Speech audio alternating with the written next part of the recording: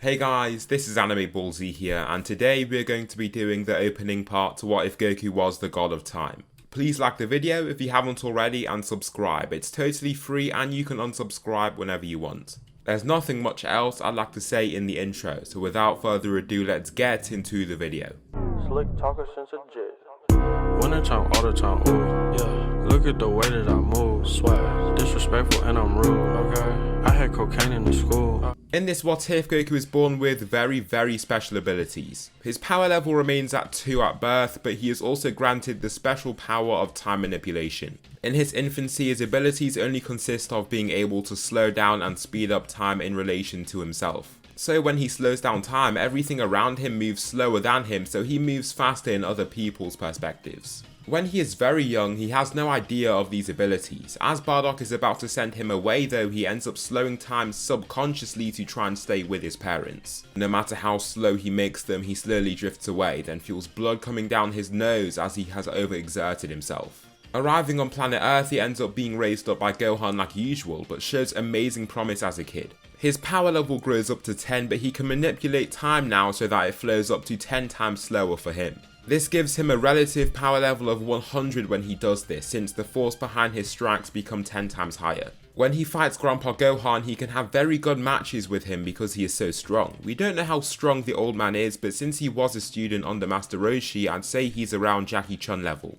I'd say his power level would be in around the 90s. This means Goku can't beat him, but he does well when he fights him. What he finds is that his time manipulation takes quite a bit of stamina training at first, and it takes some time for him to get properly used to it. Soon he ends up killing Grandpa Gohan from his transformation into an Uzaru and is left to fend for himself. When he fights other animals and hunts them for food, he finds that he can freeze time for a brief period to stop an animal from running away from him. He is surprised by this nifty ability and makes sure to test it out in the future so that he can add it to his arsenal. Bulma arrives and with Goku they go on their mission to find the Dragon Balls. Here Emperor Pilaf won't be able to foil their plans. When he tries to hit them with a weird sleeping gas, Goku can slow time to around 10 times and react to his movements before he can deploy the gas. Being 10 times more powerful at this point in time as well, he can easily dismantle the likes of Emperor Pilaf. The group summon the Dragon Balls, with Bulma getting the vain wish that she wanted after meeting Yamcha, a lifetime supply of strawberries. Now what comes next is Goku's training under Master Roshi. Here, this is when the Turtle Hermit really gets to see Goku's godlike abilities. When Master Roshi wishes to time his 100 meters, Goku freezes time and speeds forward across the 100 meter distance. This makes him seem like he is teleported to the others. It took Goku the same time that it had done in canon, about 8 seconds. This meant that he had to freeze time for 8 whole seconds, and so he is exhausted after. He drops to his knees panting and the others don't get why he's so exhausted, he just kind of teleported over there. In this training period, Goku grows to around the same level of strength that he was at in canon. However, something else changes. Goku gains a greater hold on his time abilities. He can now slow down time by 15 times and can freeze time for up to a few seconds. However, freezing time is still a very taxing thing for him and he uses that ability only when it's absolutely necessary. Here Goku is to perform in the World Martial Arts Tournament. He runs through the numerous foes that he comes up against, arriving at the final fight against Jackie Chun. In this battle, Goku can employ the use of freezing time and slowing it to totally dismantle the likes of Jackie Chun. What follows now is the Red Ribbon Army saga. Once again, these ordinary humans are no match for Goku's time manipulation. He can slow down time so that everyone moves like snails to him, whilst he can take time and recalculate his movements when time is frozen. The entire empire of an army falls to his knees and are dismantled in one go by the godlike boy. Goku continues his training and his word starts spreading throughout the battle world. The God of Time is what they call him. His name eventually makes it to the Crane School and they're reluctant to just take on and accept the rumours. A boy with a tail that can stop and slow down time. It sounds like a deity straight out of mythology. There's no way that a human like that could exist. Goku trains up to a power level of 180 and has mainly focused on increasing his level of stamina for time manipulation. Therefore, he can still only slow down time by 15 times, but he can also briefly freeze time, similar to Goldo. He can also slow down time for longer. The tournament comes up and Goku flies through the several rounds in his path to the final. Goku's abilities catch the eyes of the spectators, who are awestruck by his ability to teleport and instantly become way faster. Not only is he fast in combat, but every single minor movement of his looks jittery and almost unnatural. This is how you can tell there is something up about the kid. Goku faces Tien and the match soon begins. Tien runs straight at him with everything that he has, but Goku slows down time to only about a half speed. Since they're equals with their ordinary power levels, Goku has a power level of 360 now. He kicks Tien straight in his chest and forces him to the ring's edge. The three-eyed warrior struggles to keep his breath stable and coughs uncontrollably while there. Goku readies himself and doesn't want to expend too much energy with unnecessarily slowing and stopping time. He only makes sure to do so in short bursts so that he can fight for longer in battle. Tien isn't going to be defeated by a single attack from Goku if he only resorts to 2 times time slowing. Therefore, he strugglingly returns to his feet and places his hands in a triangular formation, charging his ki. This is when Goku already begins slowing time. He slows time by 3 times just to see what Tien's up to. As soon as he sees his hands glowing more brightly, he slows down time even further to 15 times and can see a blast of ki shooting in his direction. With time moving this slow, the blast is still way faster than anything a human could dodge. It's not like it moves at walking pace or anything. However, it's more than enough for Goku to dodge, then he runs straight for Tien. Goku is aware of how strong he is with time slowed down this much. Well, not specifically, but he can gauge a general idea. If he hits Tien now, he could possibly kill him. So he decides to take things down a notch and just shoves him out the ring, forcing him to launch the blast up into the sky from his physical orientation. Goku wins the tournament in a flash, and the spectators could barely see this happen. However, they are still electric. I mean, if they can be entertained by fights in Dragon Ball, then I'm sure they can still find this split-second conflict fascinating somehow. Goku wins the 20-second Tenkaichi Budokai in style and goes on to celebrate with his friends. Here, Krillin offers to retrieve his Dragon Ball and Power Pole, to which Goku agrees. However, Krillin ends up being slaughtered by the likes of Tambourine. Goku, upon arriving at the scene, is in tears upon seeing his friend in this state. He can't believe that he's ended up in this way and wants to make sure that he destroys the person that did this to him. The announcer of the tournament explains to Goku what he saw happen, and Goku uses his flying Nimbus to chase right after Tambourine. Upon finding him in the skies, he stops time entirely and leaps off his Nimbus. As he reaches Tambourine, he then resorts to slowing it down by 15 times and whacks him straight in the back. This extremely powerful strike, equivalent to a power level of 2700, shoots Tambourine down from the skies and into the ground below. His back is broken and he can't even fly, walk or crawl. He's left to just twitch and groan on the ground from this agonizing attack. Then Goku lands right next to him. "Why did you kill my friend?" Goku asks, shouting with anger. "I'm sorry, I'll never do wrong by you again. I beg that you spare me," Tambourine pleads, struggling to pull himself away from Goku. "I won't let you live any longer to harm anyone else," Goku shouts, shooting a ki blast down at him.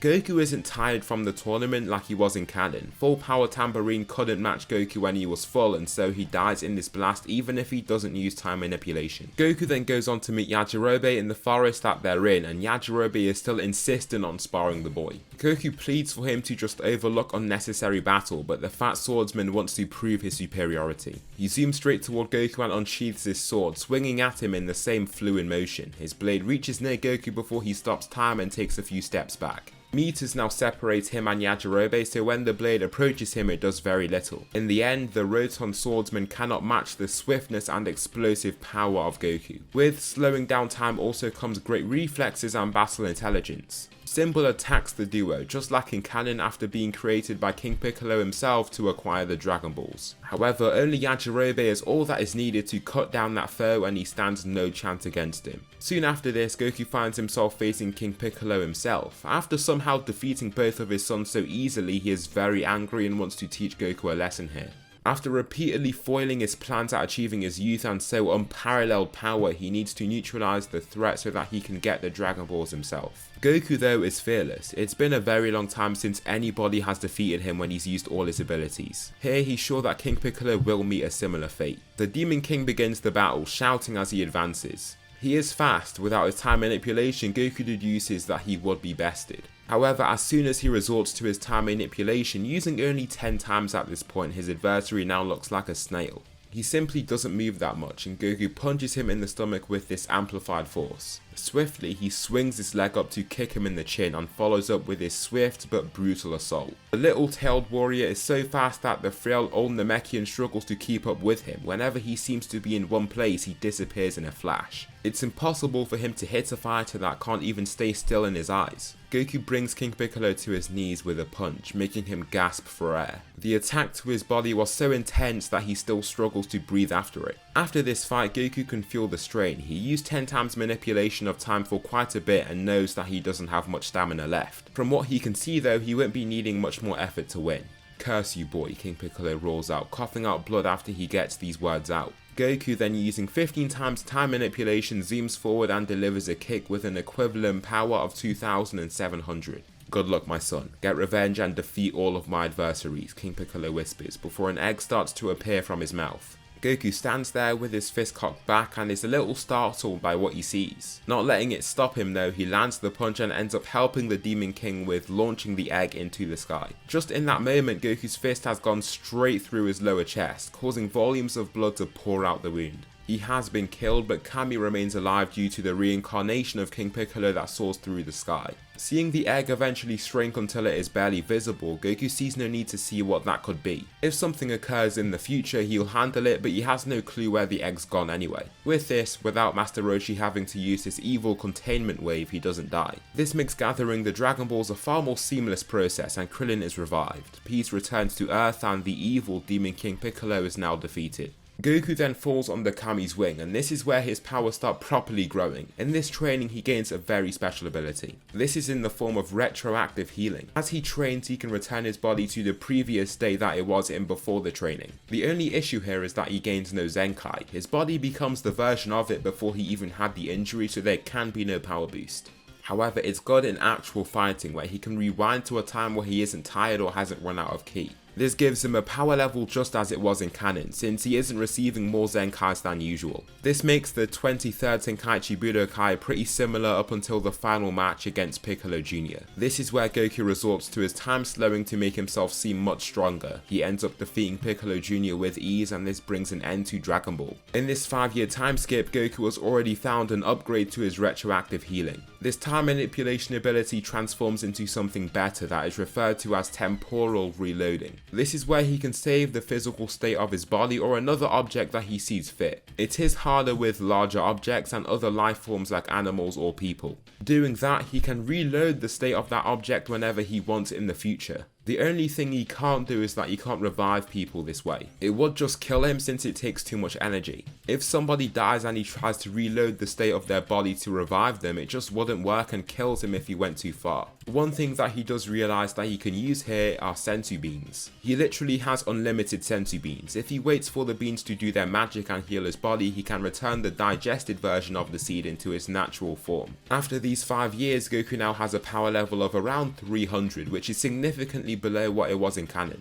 With his other abilities though, he more than makes up for it. The spacefaring Saiyan Raditz steps foot on Earth and is shocked to see the planet bustling with intelligent life. Slaughtering the human farmer that he first meets, he moves on to meet Piccolo Jr. He meets no resistance there and arrives at Kame House where he sees Goku. Seeing Raditz, he can tell that he is strong and is scared for his companions that he'll have to protect. As Raditz approaches his son to take him, Goku increases his power by 15 times with his time slowing. With a power level of 4500, he strikes Raditz in the center of his armor, launching him across the waters. His armor plate shatters and is left to flail around in the intense crashing waters. Seeing Raditz in the water and dying, he considers taking him back to save him. He knows that he's done some terrible things in his past, but isn't the brutal type. Bringing himself to kill Raditz just makes him feel very uncomfortable.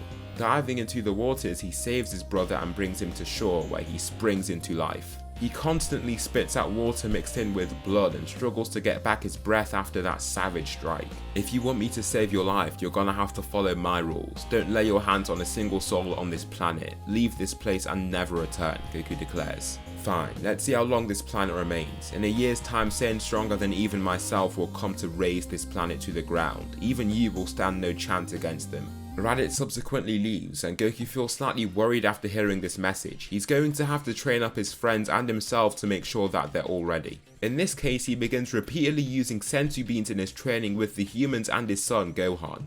This accelerates their training, with the Saiyans getting the greatest benefit from this through their Zenkai boosts. Goku saves the state of a senzu and just repeatedly uses the item, making these fighters almost fighting non-stop. Even if the humans have no Zenkais, the fact that they can train almost incessantly makes their growth much faster. Once the Saiyans, Nappa and Vegeta arrive, even the humans are forces to be reckoned with. Yamcha's power level is 3,500, with Krillin's being 4,500 and Tien's 5,000. Gohan's power level is a solid 8,500 after this training, and Goku's has risen to 11,000. Nappa and Vegeta return with Raditz along with them too. "You better not have tricked us here. I want to see just how strong your weakling brother really is," Vegeta says, just before Nappa destroys East City. In this moment, the three Saiyans encounter Piccolo Jr. With the same power level as in canon, 3,500, he stands no chance. After a futile attempt at bluffing by claiming he is powerful, the Saiyans wouldn't even believe a Namekian to be above them. It turns out he is above Raditz, but Nappa destroys the annoying being with an energy wave from his mouth. Without any Dragon Balls located on Earth, this puts the Earthlings in a very bad situation even before the main fight is to begin. They meet the humans and are disappointed with their power levels. Vegeta believes that the Cybermen is all that they'll need. The humans remain in place, but Yamcha steps ahead of them and rushes straight toward the incoming green monsters. Slicing the head of one of these fighters right off, he then shoots an energy blast straight through one of the other fighters in the vicinity. As for the final Cyberman that fires off toward him, he finishes it off with his famous Wolf Fang fist. With his numerous strikes that each feel like a train hitting this beast, it doesn't stay upright for very long. He triumphs against this warrior and continues to stand powerfully before the flabbergasted Saiyans. Just minutes before, the strongest power level they read was 1,000 that came from Kakarot. Now this human that was previously one of the weakest of the crew has somehow tripled his power level in a flash. These fighters can conceal their strength. "That's impressive. I don't know a single person in Frieza's empire that can do the same," Nappa says back with surprise, crossing his arms. However, concealing that tiny strength won't do a thing to surprise anyone but that weakling Saiyan, Raditz, Nappa says, standing forward. Nappa begins powering up, making Yamcha gulp from the power he senses. As for the others though, they don't immediately cower away in fear. Tien and Krillin stand firmly and don't look to be fleeing right away. No, they believe themselves to be strong enough to face this threat. "Come on then, Earthlings," Nappa shouts, pumping his chest as he takes a step forward. "Show me what you're capable of." Krillin begins by cocking his hand back to then throw forward his Destructo Disc. The disc of light buzzes as it soars across the ground, cutting out tall beads of grass in the process. Before it can reach Nappa though, he launches a mouth blast straight at it to destroy it. A massive cloud of smoke appears, but Goku stands with his eyes closed and hand raised. Closing his fist, the spinning disc appears right from the smoke once again. Nappa looks startled by its sudden reappearance and leaps away as fast as he can as the disc cuts into his extended arm. Cursing to the bold fighter with a bleeding gash in his shoulder, Tien then takes on the fighter himself. With a superior power level to Nappa, Tien steals the show here. Landing a single walloping punch to his gut, Nappa grunts from the pain. He swings wildly to try and catch the slimmer fighter in response, but completely misses. With a smaller, leaner body comes greater agility and speed. His nimble feet compared to Nappa's own means that he can parry and evade his attacks rather easily. Slipping under an incoming hook from Nappa, he lands 2 straight punches to his gut before driving his elbow straight into his chest. The slamming force behind this elbow sends the large fighter sliding back, whilst it also breaks apart his armor. The other Saiyans of his 3-man cell are totally bemused. How could this human be overpowering Nappa so easily? Krillin almost chuckles to himself upon seeing this. It feels weird for the humans to be fighting against a Saiyan and winning. Against Raditz just a year prior, he knew that he'd have been helpless in fighting him. After just this year of training though, they have redefined themselves as formidable warriors. Tien and Krillin band together, launching a combined assault that swiftly brings Nappa to his knees. Krillin throws forward a Destructo Disc that Nappa is forced to leap forward to dodge. In this motion though, he plays right into their hands. Ahead of him stands Tien, holding his hands ahead in a triangular shape. The tri-beam is launched straight at his bare chest and Nappa is destroyed in this blast. Vegeta watches on with shock as his strongest Saiyan comrade has been dismantled by the likes of these humans. Raditz himself is terrified upon seeing this happen before him. He was not expecting Nappa to have been defeated that easily and seamlessly. How did those fighters manage to defeat Nappa? Just what tricks are these humans hiding on this planet? Vegeta wonders, watching them. "Vegeta, let's finish this fight off elsewhere," Goku says. As much as he wants to let his friends fight, you can sense how strong Vegeta is. Along with that, he also wants to just fight this strong warrior himself. Being a Saiyan, that desire to fight strong foes is just something that he can't resist very well. Goku and Vegeta fly elsewhere, with the Earthlings following slowly behind them. Raditz decides to just fly there with Vegeta because he literally doesn't have anything else to do. Staying beside those humans could possibly get him killed anyway. Goku stands ahead of Vegeta with the wind making his clothes billow and his hair wildly flow. Vegeta crouches down to assume his own battle stance, with Goku responding in kind. As he does so though, he feels a weird tingling sensation in his head. The pain fades quite quickly but then returns a split second later with much greater intensity. Feeling this weird throbbing pain in his head, he then sees something weird play out ahead of him. Physically, he almost enters a trance, whilst he then sees the throne of a short alien being. Before this monarch kneels 3 warriors, Nappa, Vegeta and Raditz. A conversation between them plays out in his head, but it's almost like it's sped up. Instead of watching the event play out, he can discern what's happened almost like the memories have just been instantaneously downloaded into his brain. Frieza, he asks, suddenly returning to his body. Vegeta just falls back, slightly startled by what he's just uttered. None of the Saiyans should have said a word about Frieza around him, so how would he know him? Emperor Frieza, who is Frieza, he asks. How did you hear that name? Vegeta asks, slightly taken off guard by his comment. Goku doesn't reply, speaking the prince even more. Just be quiet and fight, he shouts, entering flight. He hits Goku like a truck with a punch to his chest, launching him through a whole rock gizzard. Sent flying right through it, Goku gets quite hurt by that initial attack, but he then begins by slowing time around him by 15 times. Everything except for Vegeta almost comes to a standstill, whilst he still moves with a power level of 1200 relative to himself. He still is way faster and stronger than any normal life form on the planet. He goes in to try and attack Goku again, who slips past his attack to kick him in the chin from beside him. This strike launches him back and Goku then darts after him to deliver even more blows. A snapping elbow into the center of his chest throws him down into the ground, making the prince cough out blood. The force behind this elbow is immense, leaving his armor and ribs damaged. Weakly and painfully raising up to his feet, he sees only one option left for him now. He throws up his special fake moon into the sky, where he then grows into his super powerful Uzaru form. With a new power level of 180,000, he's going to prove to be greater trouble for Goku. He takes the first hit to his body without any manipulation to time, meaning that it does some serious damage. He swiftly begins slowing time by 15 times and dives forward to punch Vegeta in his armor plate. He continues with even more attacks and lands all of them, but the mammoth Uzaru takes on every shot. Grabbing Goku by one of his legs, he swings him through a whole rock gizzard before kneeing him away. The prince finishes off with a mouth energy blast that slams straight into his body, throwing him back. As much as Goku wants to continue with his time manipulation, it's taking a lot of stamina. He can't just indefinitely fight with a 15 times time slow. It's almost like Kaioken times 3 or even 4 for Canon Goku at this same point in time. Therefore, he retreats and tries to give himself at least a fraction of a second to breathe, only to get slammed into and pummeled to the floor. He coughs out blood upon taking this hit, then begins using a special time reload trick. After saving the state of his body just before his fight with Vegeta, he returns to that bodily state and finds that his wounds have almost completely healed. Continuing the fight, it still ends in a similar way where Goku cannot eclipse him. Vegeta squeezes at his body, making him scream in pain from the sheer force and agony. Slamming the low-class Saiyan into a rock gizzard, he then shoots 2 mouth blasts at his person in quick succession. These blasts rattle him, leaving him in terrible condition. Across from this, Raditz has taken this chance to transform, and now with a power level of 15,000 he can cause the other fighters present havoc. Tien, Gohan, Krillin and Yamcha are the main fighters left, with a combined power level of 21,500. Their combined strength eclipses Raditz's, but they individually stand no chance against him. Krillin begins with his destructor disc to try and keep him away, but the Saiyan dodges the attack even with his large bulky frame. Gohan shoots a Masenko at his back in the same process, but he takes the attack and looks relatively unbothered. This is what their assault mainly consists of, attacks that just can't seem to bother the towering warrior. Raditz, after being forced to remain quiet and somber in his weakness, relishes this chance at power. He's doing what Nappa couldn't, beating these pesky earthlings into the ground. Their combined power is simply split too many ways. Each member of the party is too weak to do much to the Uzaru. The fighters soon lose hope as they start to accrue some grave damage. Hopes are not high, and they soon start to fall victim to their limited stamina. Resorting to repeated energy blasts and energy waves is eating into their energy reserves, making them even weaker as time goes on. Tien, trying his best to find a good time to launch his tri-beam, is caught by one of his mouth blasts and killed.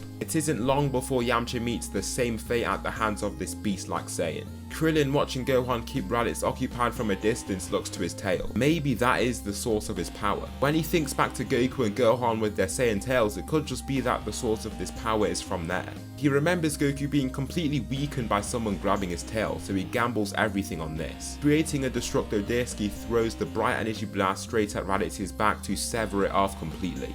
In this event, with Raditz grabbing onto Gohan and tormenting him with a squeeze, he comes to a complete stop. His body starts shrinking, and Gohan can eventually free himself with sheer force alone. The weakened Raditz stands before the group, now being less than half of Yamcha's own strength. Krillin and Gohan, the only remaining fighters, defeat Raditz, and with no Goku here to stop them, Raditz is killed in the process. Across from them, Goku is down for the count and hidden snugly behind some rock rubble so that Vegeta can't immediately find him. I knew that the Saiyan would fail. No matter how strong he is, he could never be stronger than me, Vegeta thinks, with his third arms crossed. During this process though, Goku takes the Senzu Bean and feels his body not just being healed but also being empowered. His power level rises to 20,000 and with a scream he reveals his true strength. His stamina has been restored here too and he is more than ready for battle again. What Goku realizes is that his time slowing abilities take a smaller toll on his body. As a result, he decides to use not just 15 times but 20 times time slowing. With a relative power level of 400,000 now, he's going to be a serious threat. He zooms straight toward Vegeta and wallops him with the initial attack to his face. He follows with more assaults that reasserts his true dominance. The domination in this fight is crazy, the tables have completely turned in his favour. Vegeta can do very little to contain or resist him, he's just so unbelievably powerful. Goku flies forward with as much speed as he can, crashing straight into the chest of his foe. Even with his towering frame, he comes tumbling down and crashes through two whole rock gizzards before slamming down into the ground. Goku then looks up to the glaring fake moon in the sky, deciding to destroy it with a directed energy blast straight at it. This destruction allows him to revert Vegeta back to his humanoid form, rendering him a true weakling relative to Goku. Slowing down time by 20 times has taken a serious toll on Goku and he has to stop using it.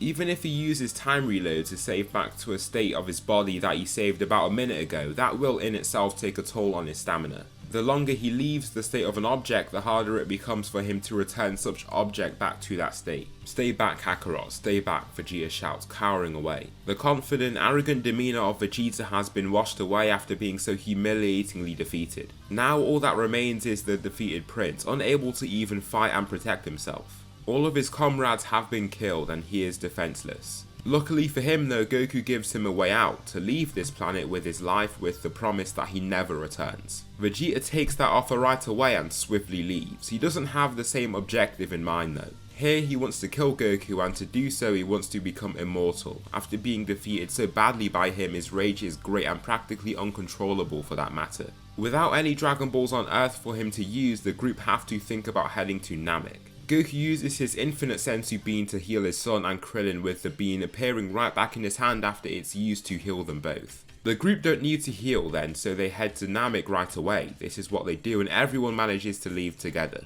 Here Goku tries to advance his time manipulation abilities whilst he is left on the ship to do basically nothing. He ends up trying to master his 20 times time slow and further his temporal reloading abilities. Now he can save the states of more objects and hold such save states for longer.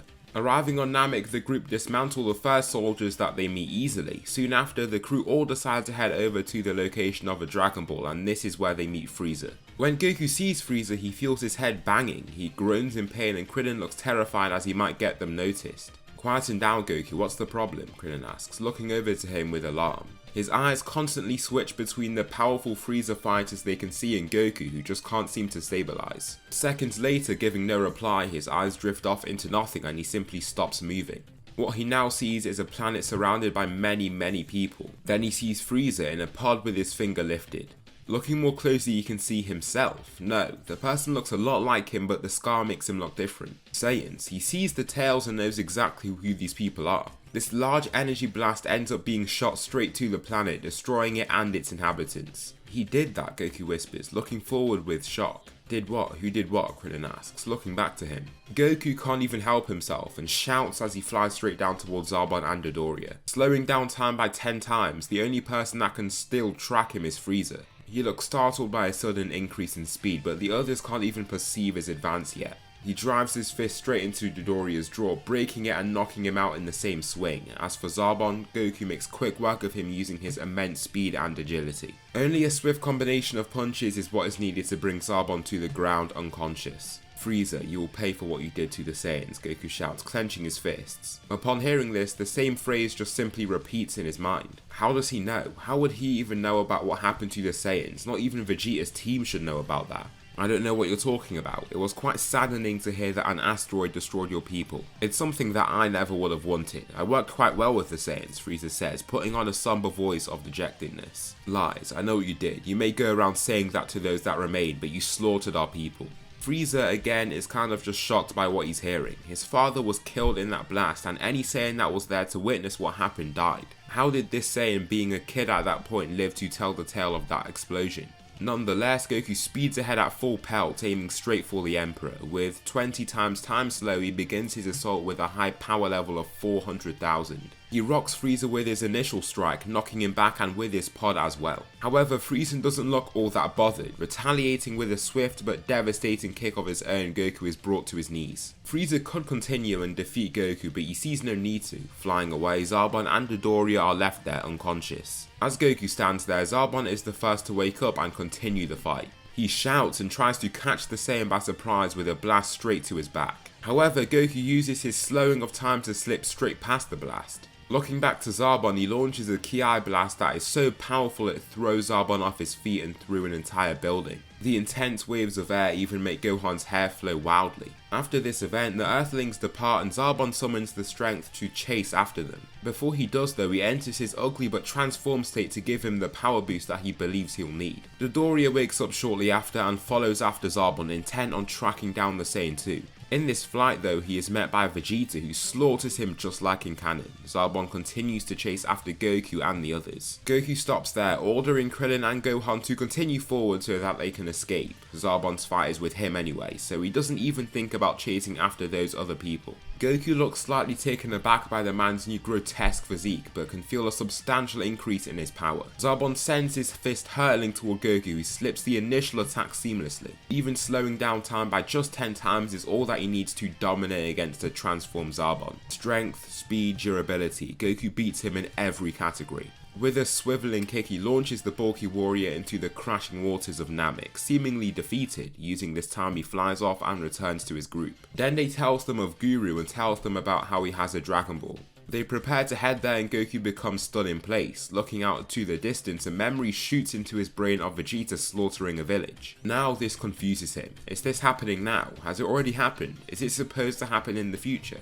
For the other events he saw, he could tell they were in the past, but this is now totally different. He can almost sense where the event is supposed to take place, literally where he is looking. Krillin and Gohan continue talking to Dende, preparing to leave, but Goku cannot follow them. No, he must at least head to this village to sort this situation out. What's wrong, Goku? Krillin asks, looking back to his friend. It's fine, I'll meet up with you guys later. When I flare my signature, flare yours, then I'll follow, Goku says before lifting off to blast away. In a flash, he arrives right at the village, where Vegeta is seen literally just landing there, just in the nick of time. He begins talking to these Namekians as if they're scum, shouting and threatening to end their lives if he does not receive their Dragon Ball. Before he can resort to any such violence, Goku lands ahead of him with an intimidating death stare. It looks like he is staring straight into his soul, and Vegeta gives the same stare back. He can sense Goku's ki and he doesn't seem overwhelmingly powerful. Stop, Vegeta, these people don't deserve to get killed, Goku insists. That doesn't matter, Kakarot, I need their Dragon Ball and they won't give it to me. Keep protecting them and you'll lose your meaningless life just as they will, Vegeta declares. Goku is not shaken up by this at all, and Vegeta attacks. Shouting, he shoots straight for Goku only to see him vanish from sight.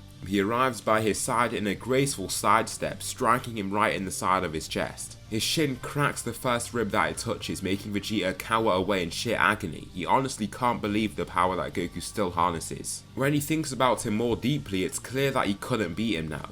However, he sees no tail on the boy. A mishap in his training as a kid when he looked at the moon caused his tail to be removed. Shooting the fake moon straight into the sky, Vegeta's power skyrockets up to 240,000 and he throws his fists down with fury. With this much power, there's no way that he could lose now. His arms slam down, but Goku slows down time further by 20 times. He lifts his hands to catch the descending third arms and just smiles as he looks back up to Vegeta. Vegeta just remains there, bemused at the fact that his hands are being pushed back at him. Goku does not have much time for a push and shove battle. He can already feel the strain getting to him.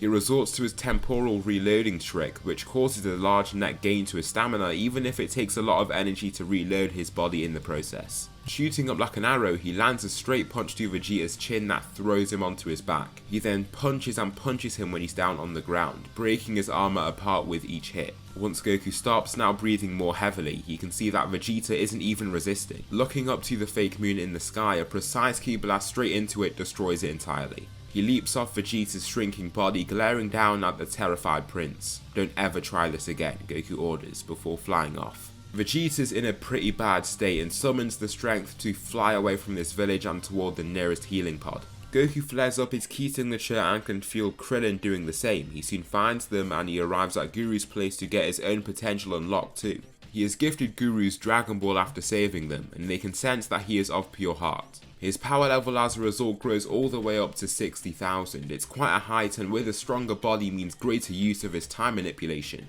However, what he does realise is that his odd foresight no longer happens randomly. When he thinks about Vegeta, he can see him in his healing pod growing stronger. Thinking about Frieza, he then sees a weird image of flying space pods heading straight for Namek. This gives him goosebumps, and that's when he can feel them, the Ginyu Force. For now, he can't see very far into the future, but he feels like his new powers could help in the heat of battle where everything happens very quickly. Vegeta is eventually fully healed, gaining a power level of 50,000, slightly below Goku. Gohan's has risen to 30,000 and Krillin's is now at 10,000. Even Krillin would destroy Nappa at this point now. Vegeta has grabbed all Frieza's Dragon Balls, which are literally just the remaining 6 besides Goku's single one. They can see the cluster of balls using their trusty Dragon Radar, and now they know exactly where to go next. This is when the Ginyu Force arrive on the planet. Vegeta is met by the crew and is quite honestly terrified to see them. However, he thinks back to the healing process that he's just gone through. After every beatdown, Saiyans heal and break past their limits. Sensing their energy now, it seems doable to him. What if he really could just beat the Ginyu Force? There's no point in musing over this deduction because he must fight now. The first person that he goes for is the four-eyed Goldo. Here he stops time and goes in to attack Vegeta, only to see his jabbing strike glance straight off his muscular frame. As soon as time begins to run again, Vegeta's straightened hand goes straight through his neck, severing his head clean off. Goldo has been killed in one swoop by the prince. He then clenches his gloved hand, proud of himself for what he's managed to do here. "Who else is daring and foolish enough to face me?" he asks, with a cackle and a sheepish grin. Jace is quite annoyed that Vegeta has done that to his comrade. They used to look down on him and the other Saiyans for their inferiority compared to them, and this circumstance ignites the flames of fury within. He wildly swings at Vegeta, with the latter gracefully stepping on the outside of the incoming attack. With their difference in power level, touching Vegeta will be quite the challenge for Jace. He continues with fury and high intensity, throwing seemingly a flurry of attacks. However, each of them are managed by Vegeta in whichever way is needed, if that's a block, parry or evasion. His hits simply aren't breaking through the Saiyan's almost impenetrable guard, and he then pounces once he gets the opportunity. Striking Jace straight in his abdomen, the punch brings him straight to a stop. After confidently fighting with no sense of resistance, he is not stupid enough to just rush back in again. If all he's going to receive is another strike of that caliber, he's going to have to be more calculated. However, no sense of calculation can prepare Jace for the beatdown that Vegeta can dish out here. He ruthlessly and relentlessly hits Jace with numerous attacks until he is covered in his own blood. With a directed energy blast through his abdomen, he is no more. Berta rushes straight past him, now nearing Vegeta's speed. When the latter tries to evade, he is still clipped by the outer knuckles of his fist. This connected strike makes Vegeta furious. He hates that he took that hit. Berta is left victim to the rage and sheer power of Vegeta, also being defeated rather quickly. Vegeta isn't doing as easily though. When he looks at the power oozing off of Captain Ginyu, he feels like the fight is still a gamble. The whole Ginyu Force is still a challenge for him to deal with. As for Akumi's the final person more relative to him in strength, I'd say. However, these Ginyu Force soldiers aren't much weaker than him. Fighting them in the masses like he's done here will only spell trouble. His stamina is fading and he has accrued some injury over his numerous fights so far. Nonetheless, backing down here is not an option. Akuma and Vegeta begin their fierce battle, trading various attacks. Vegeta has to work to deal with the brute's amazing power and size, which makes him rely on his own agility and nimbleness. Recoome swings his elbow in an arcing formation to go straight for his adversary's head. The prince slips under in a fluid motion, charging up his ki in the process. He launches a ki blast straight at Recoome's back, knocking him right off course. Before he has the chance to properly retaliate, Vegeta swings in a thudding kick to his side. To finish things off, he lands a jumping double axe handle straight to the back of his head. After this final hit, it looks like the fight is over. Recoome drops to his knees and falls unconscious on the floor with streams of blood running down his face. Vegeta then turns to Captain Ginyu with a smile on his face. "Come on then," Vegeta says, taunting to make him advance. "Don't be foolish to think I'm on the same level as them. I'm their captain for a reason, Saiyan," Ginyu declares, releasing his powerful purple aura. He wins Vegeta with a single punch drove straight into his gut. It drops him straight to his knees and a sweeping kick nearly knocks him out. Before he can rest on the ground though, Ginyu pings him around as if he's a volleyball and there's little that he can do to resist. He's left to slide through the grass and dirt below, slowly stopping at Ginyu's feet. "Pitiful Vegeta, just pitiful," Ginyu says before beginning to finish the job off. Before he can though, Goku punches him straight in the side of his face with 10 times time slowing activated. The captain is launched to the side like an arrow, left to fly straight through the air. "I didn't need your help, Kakarot," Vegeta struggles to utter before coughing out even more blood. Captain Ginyu, stopping himself, is almost stunned into place upon looking at his scouter reading. How could this be? Before he even has time to comprehend the numbers displayed before him, Goku begins a speedy assault. He lands a haymaker to the captain's jaw, following up with numerous more clubbing punches. Each strike that lands on his armor causes cracks to scurry across them and he is left in terrible shape. With the final whipping strike to the jaw, the captain is out cold. In this same moment, however, the great emperor reveals himself, Frieza. He descends from the skies, blocking out one of the Namekian suns from the Saiyan's views. "Frieza," Goku says, growing more angry as he utters his name. He thinks back to the memories now in his mind and keeps his eyes focused on him as he lands. "How you've managed to foil all my attempts at acquiring the Dragon Balls is impressive. I'm surprised that I've been made to force my hand," Frieza says as he erupts in a chaotic aura. The charging of his ki is akin to a thunderstorm. The energy he releases emits an intense pressure and the intense airwaves blasting from him are enough to make even Goku stabilize his footing. He flies straight at Goku, who then takes this chance to slow down time by 20 times. He isn't very sure how he compares to Frieza and wouldn't hold back here. Knowing how strong he is from the memories he sees, he doesn't want to risk a thing. In this advance though, Goku focuses and manages to capture a brief moment from the future. Frieza's first attack in the form of a punch, then a tail swipe aimed at his head. Slipping down, he evades the two attacks with ease as they actually come, before landing a kick to Frieza's abdomen to shoot him directly up and into the sky. Goku leaps off right after him, punching him before he can even recollect himself and respond. He fires off with another punch before looking into the near future to discern Frieza's subsequent movements. His next attack is in the form of a laser-like beam of ki that Goku promptly dodges when the time is right. It soars straight past his shoulder several inches from his gi. Right after this, he lands a crushing kick to his chest that shoots him down into the ground like he's been shot from a cannonball. The impact with the ground is intense and causes rocks and rubble to come tumbling down on the Emperor. For a time there is no movement. From the sidelines, Vegeta watches on with awe and envy. How could this Saiyan have this much power when even Captain Ginyu was too much for him? The more that he thinks about it, he feels like he's cracked the code. The man that stands before him is the legendary Super Saiyan. Frieza, in a fit of rage, roars and ends up destroying the rubble laid upon him in the process. He transforms and now stands in his towering second form. With a power level of 1 million, he's closer to Goku's strength, not even all the way there yet. This is easily seen in the subsequent battle. Frieza just cannot manage to overpower Goku in the slightest. Coupled with Goku's ability of near future foresight, it proves to be very helpful in battle. The only issue here is that Goku is eating through his stamina reserves by maintaining a time slow of 20 times for so long.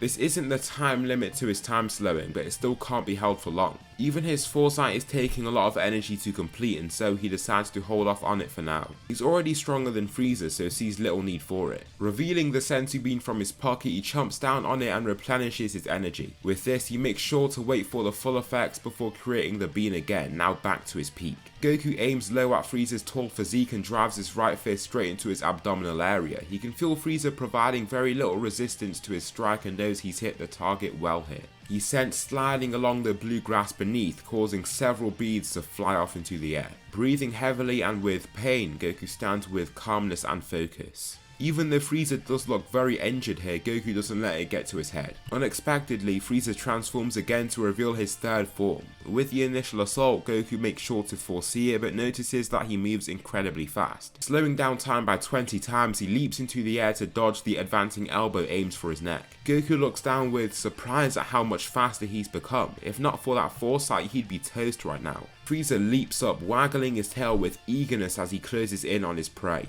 Swiveling out the way of his incoming strike, Goku still gets elbowed in the chest when left in a vulnerable position. The hit shoots him away, then Frieza turns to him to clobber him with many more punches and kicks aimed at his torso. His speed and power are honestly lethal, and Goku is running out of options here. He's too slow to provide a proper response and assumes an almost totally defensive style for the time being. His foresight would prove to be useless here, as there'd be too many attacks to witness and they'd happen too close to when he'd be foreseeing them. Frieza grabs Goku by the neck before diving down to slam him into the ground. A whole crater is formed from this heavy impact, and Goku takes the chance to slip a senzu bean in when he gets the chance. This rejuvenates himself whilst also granting him full healing of his body. The reappearance of the senzu bean does take some energy from him, but not much overall. Goku struggles to lift out of the rubble that has fallen on him, and Frieza lands a sucker punch as soon as he frees himself. Taking the attack, Goku is surprised to find this punch doesn't feel anywhere near as powerful as it was before. Even his reaction to Frieza's punch takes the Tyrant off guard slightly. His new power level is 100,000 after the Zenkais from this battle, putting his maximum power level at pretty much bang on equal to Frieza's. The two fighters charge back at each other, slamming into each other and fighting just as expected. They land an almost equal amount of hits, doing similar damage. Frieza fights in more of a raw manner, but is still a problem for Goku. He must take him very seriously. Without an opportunity to really overpower him and take the win for himself though, Goku is running out of options. The only thing that he can think of now is a full power assault. It's a gamble, but he can slow down time by more than he's used to and hold it for just enough to defeat Frieza. He'll take him off guard, using his foresight wherever necessary to make his advance almost flawless. He does not want to continue fighting after he's done slowing time for this assault. Clenching his fists, he lets out a calm exhale and becomes totally focused. Frieza has much more intense breath than him. After fighting with somebody just as strong as him for so long, it has been draining. In Goku's case though, he's been using senzu beans to not only refill his stamina but also to heal himself fully. Frieza's accrued damage have also affected his fighting ability. Goku slows down time and feels the heavy strain in his head and body, however he can see Frieza almost looking in slow motion to him. He flies straight toward him with 30 times time slowing, feeling a drop of blood fly out his nose as he does this. Relentlessly attacking Frieza with everything he has, his new immense speed is almost overwhelming to the Emperor. In reaction, he just charges 2 key blasts, one in each hand to keep the Saiyan away. Goku foresees this attack before it happens and leaps up to evade both blasts with ease. Even as they try to home in on the target, the angle with which they'd have to move is too much. The blasts just end up being curved up into space. Goku drops down with the power of gravity and his own flight to knee Frieza's long head. The strike knocks him straight to his hands and knees with streams of blood falling down his face. His assault does just the job he was hoping. Frieza ends up in the side of a hill after receiving a swiveling kick from Goku and just about releases himself. The injuries he's received are definitely harming him, and Goku looks almost totally fine as he walks up to him. Frieza's skin then starts to grow weird lines across them and his transformation begins. Soon after, he is now in his sleek, extremely powerful final form. Gohan, Krillin and Dende have been watching this fight from the sidelines, taken aback by his power. Before they can do anything to help, Goku is assailed with a death beam aimed straight at his chest. Coughing blood and collapsing, the others look terrified. Krillin, frozen by fear, just forces himself forward to Goku. "What am I doing?" he asks himself, looking up at this sneering tyrant. "What are you doing, Baldy?" "That's a great question," Frieza says, before getting hold of Krillin to throw him into the sky. He lets out his frustrations after being unable to take down Goku by killing his friend. He also doesn't want to see Goku get helped or healed, so gets rid of Krillin before he could do so. Nothing but smoke is left in the sky, and Goku cannot believe what he's just seen. His best friend Krillin has just been killed for a second time. With seconds left of his life, he can feel the warm pool of blood soaking the back of his gi. He reaches into his pocket, throwing a senzu bean into his mouth before Frieza can do a thing. Using his foresight, you can see that he aims to shoot a death beam at him and so flies away from him along the ground to evade. Here he stands and is filled with a new sense of rage. The thought of his friend being killed by this emperor makes him furious. Thinking back to all of the other people, including his father, that lost their lives due to him is infuriating. Who knows what he'd have done to Vegeta, Nappa or Raditz when he had the chance. They were not fellow cooperatives but forced to follow his every command without rebuttal. This emperor has to be eliminated.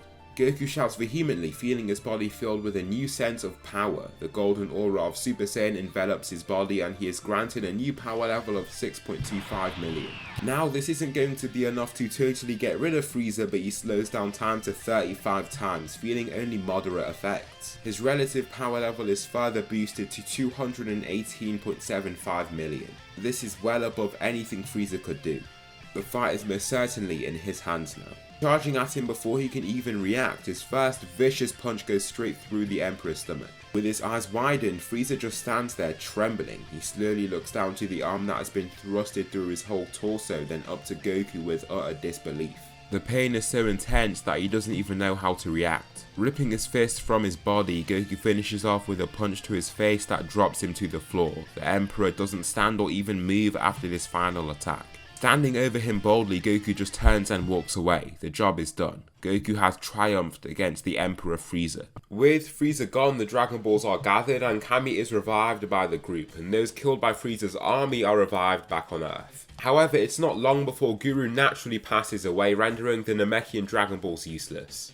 After these events, Vegeta is left basically directionless. Goku offers to have him healed, and since he has defeated the Emperor Frieza, he begrudgingly gives in. As much as he wants to sulk and hate Kakarot, today is a great day. The maniacal tyrant that is Frieza, along with his entire empire, has fallen. His strongest henchmen, Zarbon and Dodoria, along with his venerable Ginyu Force, have all been wiped out, along with Kui. There isn't really a strong warrior except himself for him to work with. Vegeta also decides to follow them back to Earth, where Goku then reveals to him what happened. Planet Vegeta was not destroyed by an asteroid, but Frieza destroyed it himself. The Prince can't understand how we know this while he wouldn't. It seems like something he'd be bound to know first. Anyhow, he doesn't hold it against him and doesn't feel like he's lying either. It's something Zarbon or Dodoria would be likely to utter to save their own lives or taunt their enemy. Back on Earth, the group are allowed to rest, and Vegeta goes off to do his own thing. He wants to train to unlock this Super Saiyan power for himself. It irks him to see Goku with such a power while he's just left without it basically. Goku continues training his time manipulation because it's something he can do more passively. It allows him to advance those skills while spending a lot of time with his loved ones. He can now save the states of multiple objects including life forms and use his temporal reloading abilities quite a long time after he initially saved the object. For inanimate objects, he can go several days and still save the object, but it does take a lot out of him. In his sleep, a few months after returning to Earth, he sees something odd. The world in flames, burning like the hot coal bed of a furnace. In this ablaze catastrophe flies two beings with devilish smiles on their faces. A boy and girl with similar faces, and he assumes that they're siblings. They laugh, then shooting even more energy blasts into the ground. The nightmare thrusts him up in his bed, making him hyperventilate from the horrible scene. Is that real? He knows that sight is too bad to be in the past or present. That has to be something that is bound to happen at some point in the future. Who are those people though? How strong would they have to be to cause that much destruction? He feels like after defeating Frieza that he is one of the strongest people out there now. What happens to him in this event? He can't let himself be bogged down with these thoughts. He needs to see more. Beginning a long tedious meditation, he soon enters a calming flow. His breath synchronizes with the wind. His mind becomes totally relaxed. Focusing on the memory, that's when his mind latches onto it. More of these memories are implanted into his brain and can now see two more fighters facing these androids. One with a sword with hair like Bulma's, however he seems much stronger than any other human he's seen before. Besides him is somebody with a scar down their face, a muscular warrior. Upon focusing on the appearance of the fighter that he can see, his heart almost sinks into his stomach.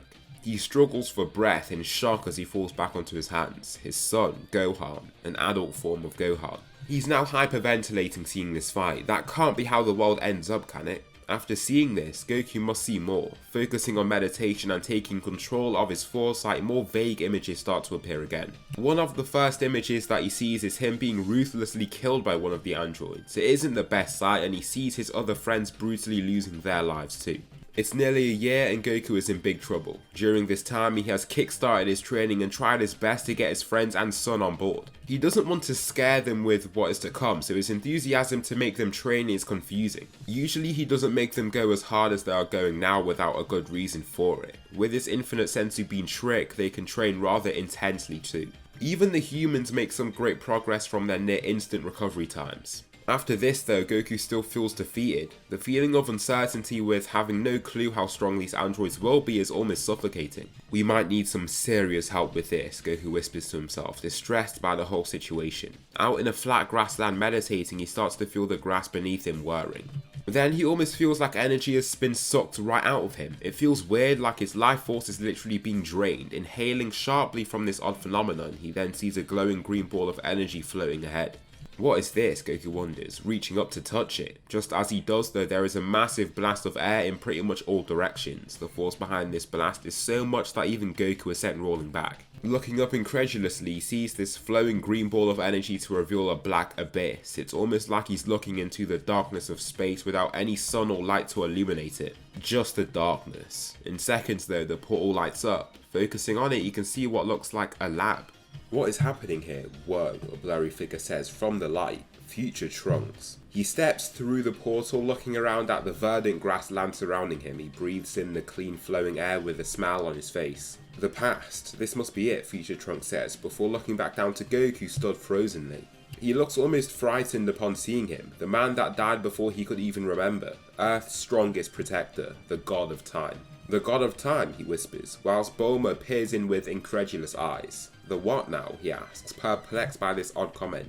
Before he can say anything more, the portal begins to blur again. Trunks turns upon feeling an emission of energy from the portal and can see it shrinking. Mum, wait, he calls out, rushing straight toward the portal as fast as he can. They were trying to devise a time machine and weren't expecting this portal to open out of nowhere. How will he return to the future without the time machine? Leaping straight at the blurring closing portal, it vanishes just a split second before Future Trunks can reach it. Left to gracelessly crash through the ground, he rolls numerous times before coming to a stop. Not saying another word, he just looks back down to the ground with this distraught look. It's almost like he can't believe what has transpired. I can't get back home, he says, with realization, standing up with blank eyes. I'm so sorry about that. I had no clue that I opened that portal. I didn't even know that I could do that, Goku says, affected by Trunks' dejectedness. Just get me back then. Create another portal. I can't do that. What do you mean you can't do that? Trunks blurts out in a sudden and abrupt outburst. I can't control this power yet, but just give me time. If I try hard enough, I'm sure I could get another portal back to that place. He feels determined to do just that. It's not like spending more time in the past is going to stop Trunks from going to the future. He can manipulate the point in time his portal opens up to. That's fine, I did want to head here anyway. Frieza should be heading here at any time, Trunks states. Frieza? There's no way, I defeated the Emperor months back, Goku replies. No you didn't, Future Trunks says, as they both feel the incoming signatures. Mecha Frieza is on his way. The large spaceship lands in a rocky wasteland and the other Z fighters all come together to see what's happening. Just as Goku thought, he remembers seeing this memory. However, what he saw was slightly different. He saw himself facing Frieza and King Cold without any form of assistance and can't see Future Trunks in any of his memories. This future warrior comes out of nowhere, transforming into a Super Saiyan form to cut down these two people with his razor sharp sword. The others are bemused by this showcasing of power and form. How does this random person have so much power, and the transformation that Goku showed back on Namek? Future Trunks himself, instead of Piccolo like before, tells the group of what is to come. With Goku's infinite sensu beans and their sheer resolution, the upcoming training period is grueling. During this time, Goku continues trying to harness this time manipulation. If he can unlock something else, it will give him a great shot at defeating these androids that are to come. 3 years pass, and just for an update, this is the list of Goku's powers. First, he can slow down time and he can also freeze it. Along with that, he has temporal reloading where he can save the state of objects and reload them. Of course, he has that time portal ability, but he hasn't quite mastered that yet. The final ability that he's garnered during these years of training is the establishment of what's called a temporal domain. This is where he can create a fixed region in space where time flows in a slightly different way. He can slow down time by a very large amount in that place for a moment to almost freeze objects in place for a split second. This technique, just like his previous technique since he just unlocked it, is very taxing. Even if it only lasts for a split second, he's slowing down time by such a large amount that it does take a lot of energy from him. The androids reveal themselves, with Yamcha being the unlucky first to face them. However, in this timeline he won't be as unlucky as he was in the canon timeline. He is much more powerful in this continuity and isn't a pushover compared to in canon. He's been training with Saiyans like Gohan and Goku during this time, constantly healing to get back in the game and face them. Of course he doesn't have any Zenkai boosts, but he's just been training a lot more. Piccolo was capable of easily defeating Android 20, and even the Yamcha of this timeline surpasses that canon version of Piccolo. Here Yamcha stands very confidently, even if he can't sense their strength. After these 3 years of strenuous, almost incessant training, there is not even an iota of doubt within him. Yamcha speeds straight toward the two androids being attacked by Jiro first. The two fighters clash, making the ground crack and shatter under the impact. With widened eyes, the Doctor is shocked that his force has been met and matched by this human. Unable to accept this, he begins with more aggressive wild swings, but Yamcha can evade and manage almost all of them. Dipping under a sweeping hook aimed at his face, Yamcha wallops Jiro with a punch that launches him straight into 19 behind him. Nearly knocking the latter over, Yamcha rushes straight at them and drives both knees forward to throw them both away. With the two androids hurtling back into a wall, Yamcha lifts one hand to reveal his spirit ball. Throwing his index and middle finger forward, the ball slams into Jiro, knocking him into a building, whilst 19 is knocked onto its hands and knees from being hit in the back. Enraged, Jiro blasts straight past the fallen 19 and extends his hand, aiming to blast Yamcha. He shouts whilst doing so, but just receives the spirit ball straight to his back. This slamming explosion forces him straight onto the ground, where Yamcha can finish him off. Are these the androids that Kid was talking about? It looks like we overworked ourselves, Yamcha claims, looking down to them. 19 isn't as hurt, but won't be much of a challenge for Yamcha either. Piccolo would have likely defeated 19 in a similar way to how he walloped Jiro, since the latter claimed superiority over his creation. Just as Yamcha stands over this fighter, he shoots a massive blast from his eyes. Yamcha is forced to back up from the brightness and intensity of the explosion, then the warrior is off. Along with 19, the two androids fly away toward the lab. Landing there, Jiro lands behind 19. "What is my job now, sir?" Android 19 politely asks. Not even giving this android a reply, he drives his hand straight through its body, destroying it. "You are too weak to be of any use now. My estimations for the strength of these warriors were drastic underestimations. I never would have thought this was the power that they possessed in those training sessions." Goku arrives by Yamcha and gets an explanation of what went down. Future Trunks seems puzzled by the description of the androids that Yamcha gave them. He remembers twins, one boy and one girl, with them young and human-like. He doesn't remember some old decrepit fighter and another pale robotic being like Yamcha says. Anyway, that isn't their priority right now. Right now, they need to find Jiro and take him down before anything else can happen. As they leave, Goku focuses and begins to use his foresight to see what is to come. Thinking of Dr. Jiro and the androids that he saw in his memories, images appear in his mind. Sensing the location, Goku is off to lead the pack in search for this mad scientist.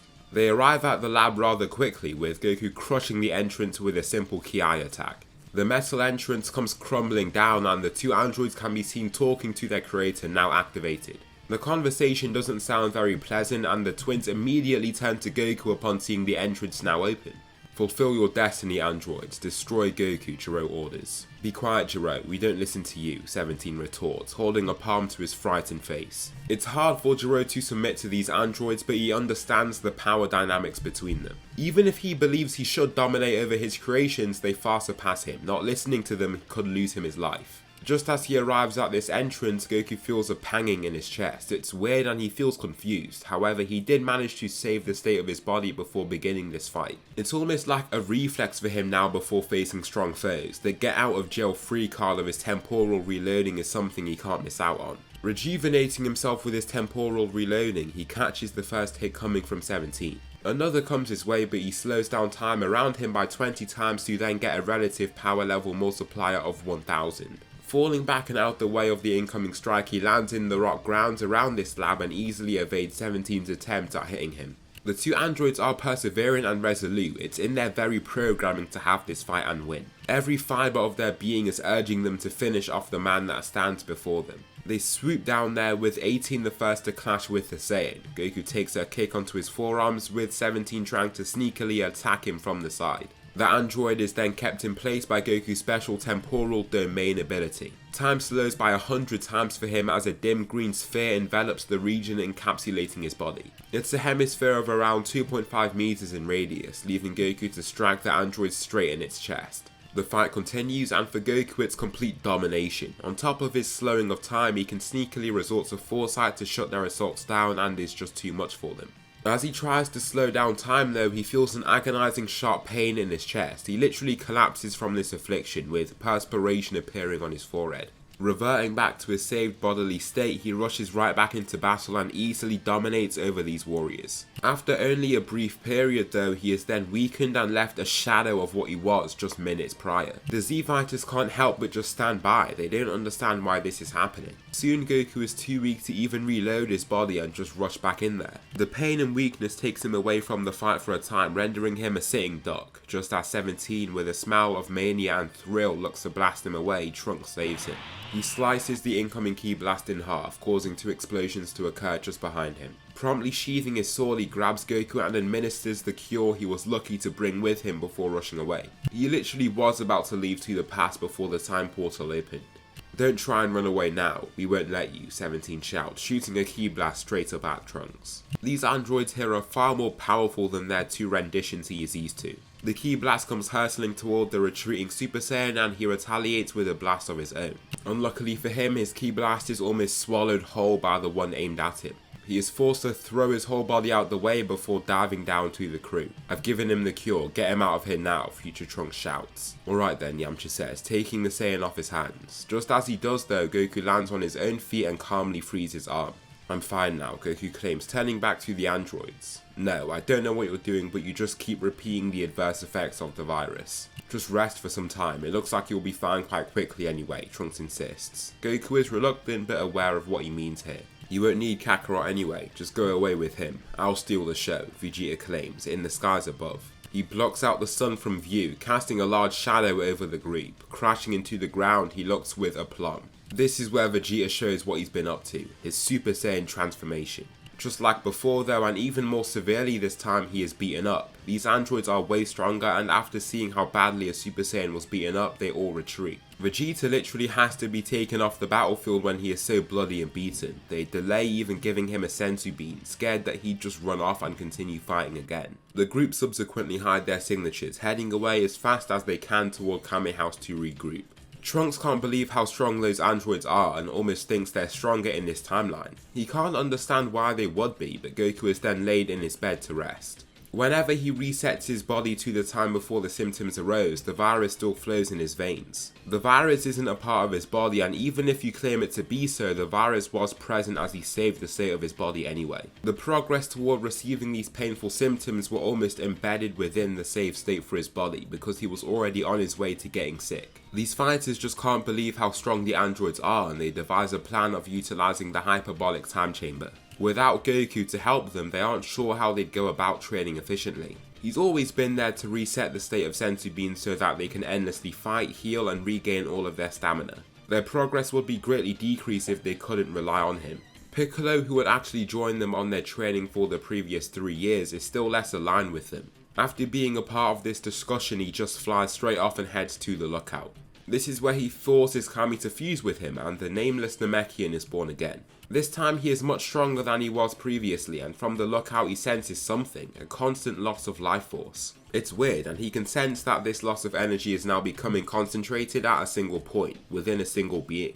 Heading down to the scene, he finds it in perfect Cell. The warrior is disgusting to him and he can't wait to beat it down. "So you're Piccolo," Cell says with his spine-chilling alien voice. "How do you know my name, Beast?" Piccolo demands. "Why, I know the name of every strong fighter on this planet. I am every strong fighter on this planet, mixed together with the best parts of each beautifully blended together, making me."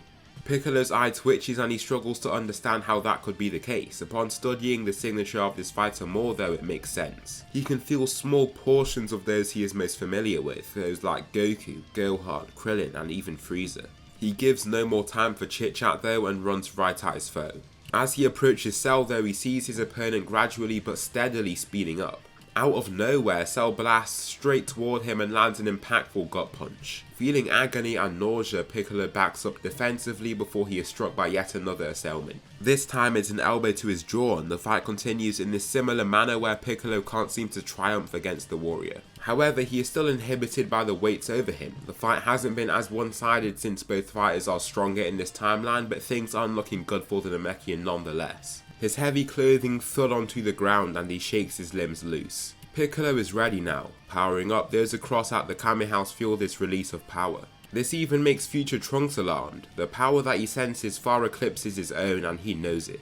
With this greater strength, Piccolo proves himself to be a worrisome threat. The two fighters dish out attacks at one another, but Cell is just too powerful. Out of nowhere, he gains insane boosts to his speed, leaving Piccolo flustered and unable to perceive his movements. In minutes, the Namekian is forced down onto a single knee, panting and badly beaten. The tides of the battle have turned in Cell's favour and he arrogantly stares down to Piccolo standing tall and upright. With the wave of his tail, Piccolo's head goes flying off. The Super Namekian has been defeated. Cell does nothing but smile down at the fallen body, absorbing the Namekian's energy to give himself a substantial power boost. Not a sliver of remorse lays within the bio-android. The others can sense this and are terrified. Piccolo's ki is completely gone and now they can't even begin to think about what the other being is. They sense a dense, strong ki flying across the earth, even nearing them at one point. If they were all to band together to face that thing, they'd even stand no chance. Therefore, they decide to covertly head for the lookout. This is their plan. Even if Goku isn't healthy now, he will be in a few days' time at most. If they let him rest for the first few days in the hyperbolic time chamber, he could be ready to help for the rest of the year. Why are we waiting here on this lookout? You all might be weaker than that thing, but I guarantee that I am not, Vegeta shouts to the group. Everybody stays silent, not wanting to shut down the grandiose Saiyan. You are strong, Vegeta, you really are, but that threat out there is too much right now. We need to stay here and use the chamber to get stronger so that we can beat those things out there, Krillin replies, as if he'd been holding his words back for a while. This claim makes Vegeta's eye twitch. Is this the way of a warrior, to stand back and retreat like a coward? Vegeta flies straight off the lookout, unwilling to look back at those weaklings. Aligning himself with them has been a big mistake. With this, Gohan and Goku enter the chamber and Goku returns to good health only a few days after entering. This gives them both the chance to kickstart their training. Vegeta can sense Cell as he devours the life force of any human in sight. With Piccolo's strength added to his own, he seems a dangerous foe. However, the prince lands in front of him with a sneer. His arms are crossed and he enters his Super Saiyan form right away. Hello there, Prince Vegeta. I knew you'd be the only one foolish enough to face me. Your pride is a veil, masking reality itself from your perception. Foolish enough? I'm the only one powerful enough to face you, Vegeta says, dropping his arms to his sides. I'll have you know my pride is not a mask, it's a power. A Saiyan's greatest asset, he roars, before charging straight at Cell. His first punch is evaded, then he gets hit by his tail straight in his gut. The prince staggers back from the heavy impact with his arms raised in anticipation of any further attacks. However, Cell speed blitzes him using Goku's time slowing, assailing Vegeta with a devastating punch straight to his face. He then continues with his beatdown, Vegeta too hurt and slow to fight back. He receives strike after strike, unable to even see them as they land. All the prince can do now is flail around his arms in desperate swings to keep him away. With time slowed though, Cell can see his useless swings clearly. His mind is also sped up relative to his foe, making his calculations quicker and more useful. Vegeta practically jumps forward with a punch, throwing all of his weight into the attack only for Cell to slip past it with serpentine fluidity. Using this gained impetus, Cell leaves Vegeta on his knees with a kick to his abdominal area. The Saiyan's head drops flat on the ground with his body covered in blood. Streams of blood flow down his face and Vegeta looks up to him one last time. That is when the situation then dawns on him. The fight is over and he's crossed the line with Cell. He's going to die here. In his last moments he gives nothing back but an arrogant smile as an energy blast is shot straight at him. The explosion is mighty and destroys the surrounding area. Cell is quite annoyed by this since there aren't any more humans in the vicinity for him to absorb. Anyhow, he moves on, continuing his search for the rogue androids. In this time the group are distraught. Vegeta is dead, Bulma is left in tears, and after a day the Saiyans emerge from the hyperbolic time chamber. Gohan and Goku clad in ripped apart gi and golden hair, two Super Saiyans teeming with ultimate power. In the same moment, that is when Cell finds them, the naive little androids unbothered by his presence. The three androids look into the sky after activating Android 16 following their fight against Goku and Vegeta. Android 16 is the one with the most accurate view, with several readings appearing over the flying fighter. However, none of his internal systems give him much information. I don't know who this person is. He isn't showing up in any of my databases, Android 16 monotonously announces. Cell lands before them, overjoyed at their presence. "Oh, I never thought I'd see you guys here. This is unbelievable," he says, almost laughing from glee. "What are you?" Android 17 firmly asks, confused by this alien being's approach. "I'm Cell and you androids are my food," Cell says, before charging straight at them. Grabbing 17, he then notices Android 16 dashing toward him in the corner of his eye. He then decides to slow down time so that he pulls himself and 17 out the way. Backing away with great speed, there's only one thing that 16 can do now. Ripping his arm straight off, he begins using Hell's Flash to shoot up numerous blasts straight at Cell. 17's body has already been totally absorbed and the spherical shield envelops him. The transformation has begun and semi-perfect Cell is born. He shoots straight down to the pair of androids, both terrified of the incoming fighter. He grabs 16's head, crushing it with just the squeezing of his hand to then move on to the final android. Absorbing her, Cell is granted the power that he's longed to have, perfection. Perfect Cell is born and he is given a smaller but far more powerful body than the one he just had. He throws out a few punches and kicks to test out his new strength, stretching his wrists and limbs with a smile on his face. Seconds after checking out his new body, Goku and Gohan land ahead of him. Both fighters are back to their full strength after using senzu beans. A handful remain in Goku's pocket in case he must resort to them at any given moment. "Goku, Gohan," Cell blankly states, looking at each of them as he addresses them. Just as they rehearsed, Gohan is the first to fight. He speeds past his father, swinging a kick straight at the perfect warrior's face. Cell blocks this hit, tracking Gohan as he rushes straight past him and tries to attack him from another unique angle. Gohan pounces at this position, but Cell leaps right over his attack easily. The two fighters continue their light trail of blows, with Cell seemingly unbothered by his power. Gohan shouts, powering up as he shoots straight for the perfect warrior yet again. The Z fighters have now followed, eager to see how the Saiyans are faring against Cell. It fills the spectators with awe to see two strong fighters, making them try their hardest just to see how they move. "I never knew the gap between us and them could grow this much. The difference between Gohan today and yesterday is like night and day," Krillin says, with his eyes flicking from side to side in an attempt to track the fighters. Landing back down on the ground, Gohan stretches before charging up his power. "Now, to show you my full power, Cell," Gohan roars. His power seems to continue to climb and Cell's smile only grows as he continues to watch his transformation. Gohan's hair lifts and he lets out one final roar to complete his ascension into Super Saiyan 2. Gohan now has a calmer, more frightening look on his face. Cell lightly chuckles upon seeing him. "Now, this is the power that I knew you had, Gohan," Cell states.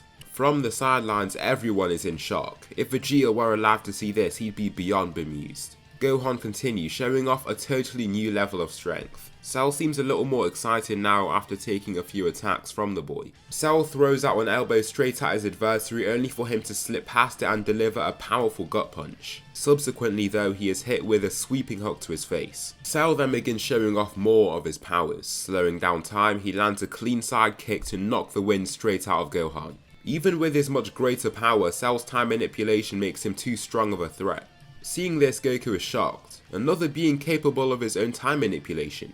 It makes sense, since he could see Cell constantly changing speeds as the fight went on. He was resorting to time manipulation as he fought to give himself more relative power. How is Gohan going to beat Cell? He's only toying with him, but he's going all out, Tien asks. "I'm not sure. Gohan surpassed me when comparing bases. He actually did a while ago, but Cell has my powers. He has all our powers. He can slow time to make him faster for everyone else," Goku explains. Gohan, now panting and accruing graver and graver damage as time passes, doesn't have many options left. Cell can see this, and with nobody in his way, looks to finish the job off. He leaps straight at the weakened Gohan, only to play right into Goku's hands. His arms are lifted and the translucent green hemispherical region encases Cell. Goku in Super Saiyan rushes straight past his son and hits Cell straight in the face with an elbow. Swinging his way through for the attack, Cell is sent spinning numerous times before he finally lands back on his feet. "Your fight is with me now, Cell." The air thickens as both fighters stare each other down. Even with Goku's much shorter stature and smaller frame, he doesn't fear a thing. After so many fights, whilst also honing his abilities, he's sure that he can beat Cell now. Dr. Gero has no idea just what he's gone through. He already saw what was happening as he released himself from the chamber. After thinking about the Cell being, he could see that he'd absorbed the androids to achieve this state. Goku powers up before speeding forward. With his slowing down of time around 20 times, it amplifies his strength by 1250 times. This relative power is absolutely insane, more than 3 times that of Super Saiyan 3. This single punch is far more powerful than anything Gohan had used before, shocking the crowd. Even if Gohan has surpassed his father with his base form by quite a sizable margin, his time slow closes that gap. Goku then lands ahead of Cell before slowing down time to speed around him. However, Cell reacts in kind and swivels around to track down Goku. Both fighters clash, causing the ground to break apart from the heavy impact. The spectators are in total shock as they watch these two battle it out, two true powerhouses with planet-crushing strikes. Cell, annoyed with how this battle is playing out, retreats and begins charging up his Kamehameha wave. "Let's see how you deal with this, Goku," Cell shouts, charging his attack. Goku looks frightened upon seeing this happen and leaps into the air to direct the blast away. Luckily, the blast is sent away from Earth so that very little destruction is caused. Landing, Goku begins to act awfully defensive, but this makes Cell play right into his hands. Standing almost totally still, Cell zooms forward at full speed, entering Goku's projected domain. Even with Cell slowing down time by 20 times relative to himself, he enters a domain with a 100 times time slow. This gives Goku far more relative strength compared to Cell in this moment, allowing him to clobber the bio-android with a walloping punch. The punch is so powerful that he is shot back more than 100 meters, crashing into the side of a mountain. The fight continues and the gap is clear. Cell might have Goku's time manipulation abilities, but he hasn't put the years and years into mastering them. Here he can't just do what Goku can and beat him. Of course their powers are of the same nature, but Cell's abilities are far more rudimentary when compared to Goku's. Goku's time domain is proving to be quite a problem. Whenever Goku gets Cell where he wants him, he can place the domain down to keep him almost in place. It gives him a free shot basically, and with Goku's battle intelligence he pulls this off quite frequently. Cell beaten up and bloodied, and Goku ascends into his own Super Saiyan 2 form. In this ultra powerful form, still inferior to Gohan's equivalent by the way, he shoots his arm forward. It crashes into and slams into Cell's gut like a battering ram. The force behind this impact is so much actually that he literally coughs out Android 18, reverting back to his semi-perfect self. The end is near. Goku looks into the future and with his foresight sees something terrible. He sees himself hitting Cell with a Kamehameha wave, but then he comes back? No, he has to make sure that doesn't happen. Placing the domain on the weakened Cell, he makes sure the domain slows down time as much as possible. If this is the case, the explosive force behind the energy wave will be greater along with its kinetic energy. Slowing down time by 125 times, he can feel blood flowing from his nose. Maintaining his domain for as long as he needs to, it's a daunting task. However, he saw Cell survive a blast from him just slowing down time by 30 times relative to him. Therefore, Goku needs to do everything he can to make sure that doesn't happen. Cell, weak and heavily injured, can do very little. The blast is sent hurtling straight for him and hits him with immense force. Along with that, the explosion is very powerful, but far more powerful within the hemispherical time domain he's been placed in. The fight is over. Cell is destroyed at even the cellular level and the nucleus located in his head is destroyed. Cell is no more. The fighters rejoice at this event, and with the fight done, Trunks needs to return to the future. He isn't that strong right now, but Goku is. Therefore, he doesn't return to the future alone. Goku, focusing his mind, opens the portal to the future and finds himself in a weird bunker. This is where Bulma and many others have hid out without future Trunks as a protector. Goku returns and is immediately on the task. Exiting the bunker, he is met by Android 17 and 18. In canon, the main timeline 17 and 18 were already much stronger than the Android 17 and 18 that future Trunks grew accustomed to. Along with everybody being stronger in this what if, this what if's version of the androids were even stronger than that. Therefore, these fighters will be absolutely nothing to Goku. Not even choosing to slow time in any way, Goku uses just his brute strength to fly at them and fluster them with his advance. Landing a single punch in 17's gut, the wind is knocked right out of him. The twins have grown accustomed to being the strongest in this realm, so the following beatdown will be quite the humbling experience. And it is. They can't do a single thing to hurt Goku, and the Saiyan manages to blast them both away with a one-hand energy wave. The future is free from the wrath of those androids, and Goku returns back to the present. Here the group get ready to revive Vegeta, but he doesn't want to get revived. They can hear him talking to them, and this is where they hear from Vegeta. He has his hand on King Kai's back. With the threat of Cell still out there, King Yama reluctantly allowed him to keep his body, but then Cell was defeated. This means that Vegeta basically locked out, and since he was initially allowed to keep his body, he keeps it. Here on King Kai's planet, he's learning the Kaioken technique and the Spirit Bomb. This makes the world without Vegeta quite a different one. Here Trunks grows up like how Goten did, without seeing his father in early childhood. Goten manages to grow up with his father around though, regularly training with him. As a result, Goten is the younger one but still the stronger out of the two. Vegeta in the other world really starts changing character. He sees no need to act as ruthless and reckless as before. He sees what happened to those in hell. If he continued down that path, he would have just ended up in the bottoms of the universe without a body and locked down to an eternity of suffering. In these 7 years, Vegeta unlocks Super Saiyan 3 and learns Metamorph Fusion. This is going to be quite an asset for when he returns to Earth. He wants to participate in the World Martial Arts Tournament and decides to not just return for a day like Goku did, but to life entirely. They wish him back using the Dragon Balls, and his halo vanishes. He returns to the world of Earth almost a totally different person. He seems a lot more stoic. They can tell just from his demeanour that he's put countless hours into his craft. He meets his family once again, Trunks and Bulma, upon returning.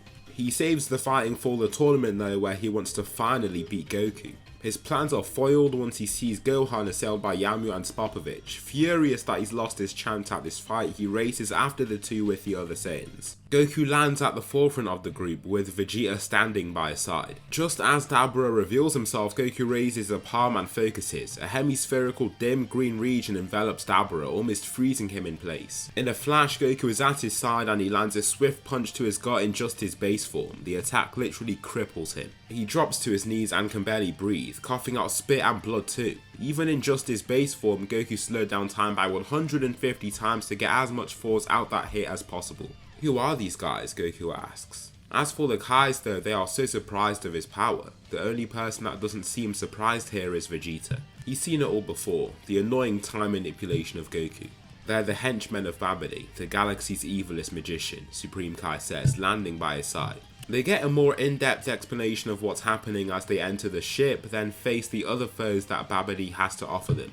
Just like before, Yakon and Pui Pui get manhandled by Goku and Vegeta. To be honest, it's not even close, with these two fighters way stronger than their canon counterparts. Babidi doesn't have any other fighters to offer them and tries to pounce on someone in particular. After not training for numerous years, Gohan isn't going to be as mentally fortified as the other Saiyans are. Therefore, he gets targeted by the magician and he soon takes control of his mind. He harnesses that inner rage of Gohan even if he is pure of nature, the true warrior mentality that invigorates him in the center of conflict. The primal battle rage is drawn out from its previous dormancy. Gohan powers up into Super Saiyan 2 in an attempt to resist Babidi, but it's too late. Majin Gohan is born. Being transported to the World Tournament, Gohan roars at the top of his lungs as he releases his power. This is the unrevealed strength that he left to dwindle, the others watch in utter alarm as they feel his power almost inexorably growing. Gohan soars straight at Goku first, taking him off guard. He can't even use any of his time manipulation abilities in time, and he is hit by a headbutt. Being knocked far back, Goku is left to roll away intensely. He was definitely taken aback by that hit, and Gohan looks totally out of control. Tell everyone here to evacuate, it doesn't look like Gohan wants to take this elsewhere, Vegeta shouts, before staring him down. He enters his Super Saiyan 2 form like it's nothing, then races straight back toward him. They both try and land spinning kicks, with their legs clashing in the process. The collision makes the arena beneath their feet crack and shatter, and Vegeta continues to fight him. They trade blows, with both landing some attacks while letting some get through their guards. Both of them dash straight toward each other and end up punching each other at the exact same time. After this hit though, it looks like Vegeta is faring worse against Gohan. Since when did Gohan have such power, he wonders, furious that he can't just take him down here. I'm not sure. The magician must have given him some form of power boost, Goku says, entering Super Saiyan as he casually rises. Gohan races straight toward them, but Goku keeps him down with a strong 250 times time slow. Everyone around them, even the weaker fighters that have been transported here, can see that he's gotten visibly slower. In this time, Vegeta lands a walloping punch on the fighter that's been kept almost still to him. The amplified force of his strike means that Gohan is literally launched away with a grave injury. He doesn't look to be doing so well and he struggles to even raise up. After he does, he still advances with vigour. Goku though speeds ahead after slowing down time for himself. Striking Gohan in the chest, he throws him right back into the stadium stands. Even if Gohan has received a significant power boost, Goku's time manipulation is too much to come up against. After this, the group are transported away from the scene and arrive at the site of Majin Buu. Gohan doesn't look to be doing so well since he's taken some heavy shots from Goku and Vegeta. However, with this, his rage is gone. He goes onto his hands and starts shouting when he feels Babidi trying to gain control of his mind again. He can feel the rage bubbling, but what he's done starts to dawn in on him. In the same moment though, Buu is activated and the childlike Majin Buu reveals itself. Just as Goku and Vegeta want to move on to this new threat, Gohan rises straight up and roars at the top of his lungs. It seems like Super Saiyan 2 isn't the limit to his power any longer as he reaches higher and further to the levels of Super Saiyan 3 in his transformation. As for the others, they're more worried about the childish warrior banging his chest. Supreme Kai knows this face, this devilish face, all too well. Nobody has been killed by either Dabura or turned to stone, so Krillin, Piccolo, Tien, Shin and Kibito still remain. The humans and Piccolo are significantly stronger in this timeline, with Piccolo being notably strong, but it still won't be enough. Gohan has not only gotten Super Saiyan 3, but his growing anger is almost like the Hulk, where he seems to be inexorably growing stronger.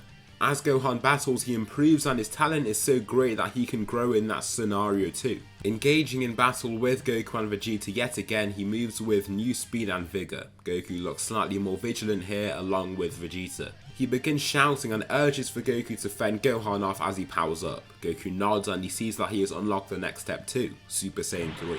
Using his temporal domain, he locks Gohan down for a split second before landing a spinning kick, driving his heel straight into his chest. Vegeta soon finalizes his transformation into the majestic Super Saiyan 3 form, now 4 times more powerful. In this brief period that they have, Goku also ascends into the form notably faster than Vegeta. With Goku and Vegeta fighting side by side, along with Goku's time manipulation, Gohan cannot defeat him. Vegeta clashes with the stronger Gohan, almost immediately getting pushed back. He only buys time here though for Goku to come flying in from the side with time slowed by 40 times. This gives him a whopping 16,000 times multiplier to his ordinary strength, and this sends Majin Gohan flying away. The punch creates a crater beneath him and Gohan does not look to be getting up after that amazing shot. Goku has used a decent bit of his stamina since he had to rely on time slowing to remain stronger than Gohan.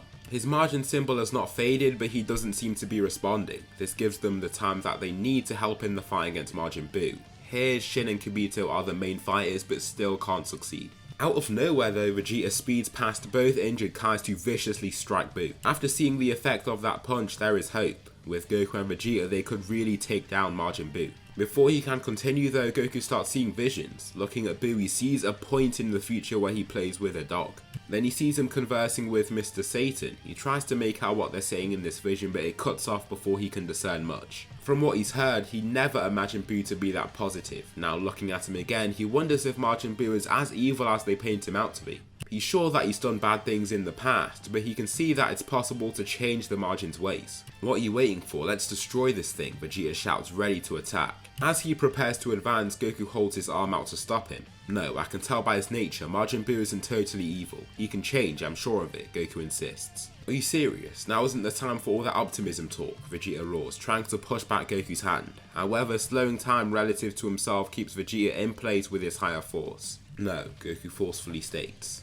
Following this, Goku tries to convince Buu to stand down, but in this process he simply flies off with Babidi. The group are annoyed that Goku let this happen, but he's sure that the memory he saw will come into reality now. Along with that, he sees no need for either himself or Vegeta to continue the fight. After training for long and becoming the strongest they are, they don't believe the fight is theirs anymore. This is for the next generation now. In this time, Vegeta shows off a little something that he learned in the afterlife, the Metamorian fusion. Goku eventually finds the Babidi Buu duo and tells them to wait briefly as an opponent will come to face Majin Buu soon. Babidi is rather amused by this statement and plays along, therefore they hold back from killing innocents during this time. However, his dog B is killed and the evil within him grows too much to contain. This causes the spawning of evil Buu, who takes most of the power with him too. God B proves to be too weak to take down the likes of evil Buu and he swallows him whole. This causes the spawning of Super Buu. After this fusion, Goku and Vegeta feel this jump in energy almost immediately. The concentration of energy almost startles them. As for the others, they are terrified. The difference in the reaction of Goku and Vegeta is that they seem a lot more solemn. They're surprised about the power but not scared in any way. However, they have a warrior to face Super Buu, and that is the likes of Gotenks. Goku and Vegeta are the ones to help the two in the chamber, not Piccolo this time. All 5 of them enter and Buu waits impatiently, trying to attack Trunks before they can fuse. However, Goku catches his fist and stops him. This makes Buu grunt, annoyed at how easily he stopped him. Wait, they'll be done soon, he commands. Goten and Trunks fuse, giving birth to the even stronger version of Gotenks. Goten is significantly stronger in this timeline, having trained with his father for many years. He can even use Super Saiyan 2 and has been able to do so for some time. "You're going down, Super Buu, no sweat," Gotenks shouts, pointing at him. Super Buu doesn't even reply and remains stood there, not even moving an inch. Gotenks shouts and powers up, shooting straight toward Buu. He throws numerous attacks, but unlike before, he hasn't faced Fat Buu. So he doesn't know how great the gap between them actually is. He throws a punch at his face, but Buu moves straight beside the fist and throws a jab of his own, landing clearly. Straight after, he slams a ki blast into his face. Grunting in pain, he fires off once again to try and continue fighting him. He tricks Buu with acting like he was going to go with a headshot so that he can cleanly land a sweeping kick to the side of his body. The strike is impactful and he follows through with even more powerful strikes to try and break Buu down. However, whatever damage that he does in this moment vanishes in a flash due to Buu's unique self-healing texture. Falling back, Gotenks is growing furious of this battle at hand. They don't know if fusions can transform and use the powers of their hosts, but if he doesn't try that now, he won't win. Even if he does have Goku and Vegeta behind him, Gotenks has Trunks' arrogance. He won't accept letting those two take this fight for him, therefore he attempts the transformation and much to his glee it works. He enters his Super Saiyan form and begins with a massive barrage of ki blasts. This version of Super Saiyan Gotenks is comparable to Super Saiyan 3 Gotenks from canon just due to both fusees being much stronger. After taking this barrage, the Pink Warrior just grunts with fury at having been hurt by those blasts. Subsequently, he races forward to take out his anger with some hits of his own. He comes in with serious haymakers, throwing all of his weight behind his initial strike. Gotenks takes the punch straight on, firming the impact. Once another rash swing comes his way, all he has to do is slip under it to remain unharmed. Right after this, he punches Buu straight in his gut, landing a picture-perfect strike. Upon hitting Buu, even Vegeta nods with affirmation and Gotenks arrogantly smiles upon noticing this himself. "Pest," Buu shouts before shooting a pink blast straight at him. Before the blast can reach him though, Gotenks steps back with great agility to just about evade it. In this step back, he shows off his ghost kamikaze attack. Numerous ghosts reveal themselves, shooting straight toward Buu.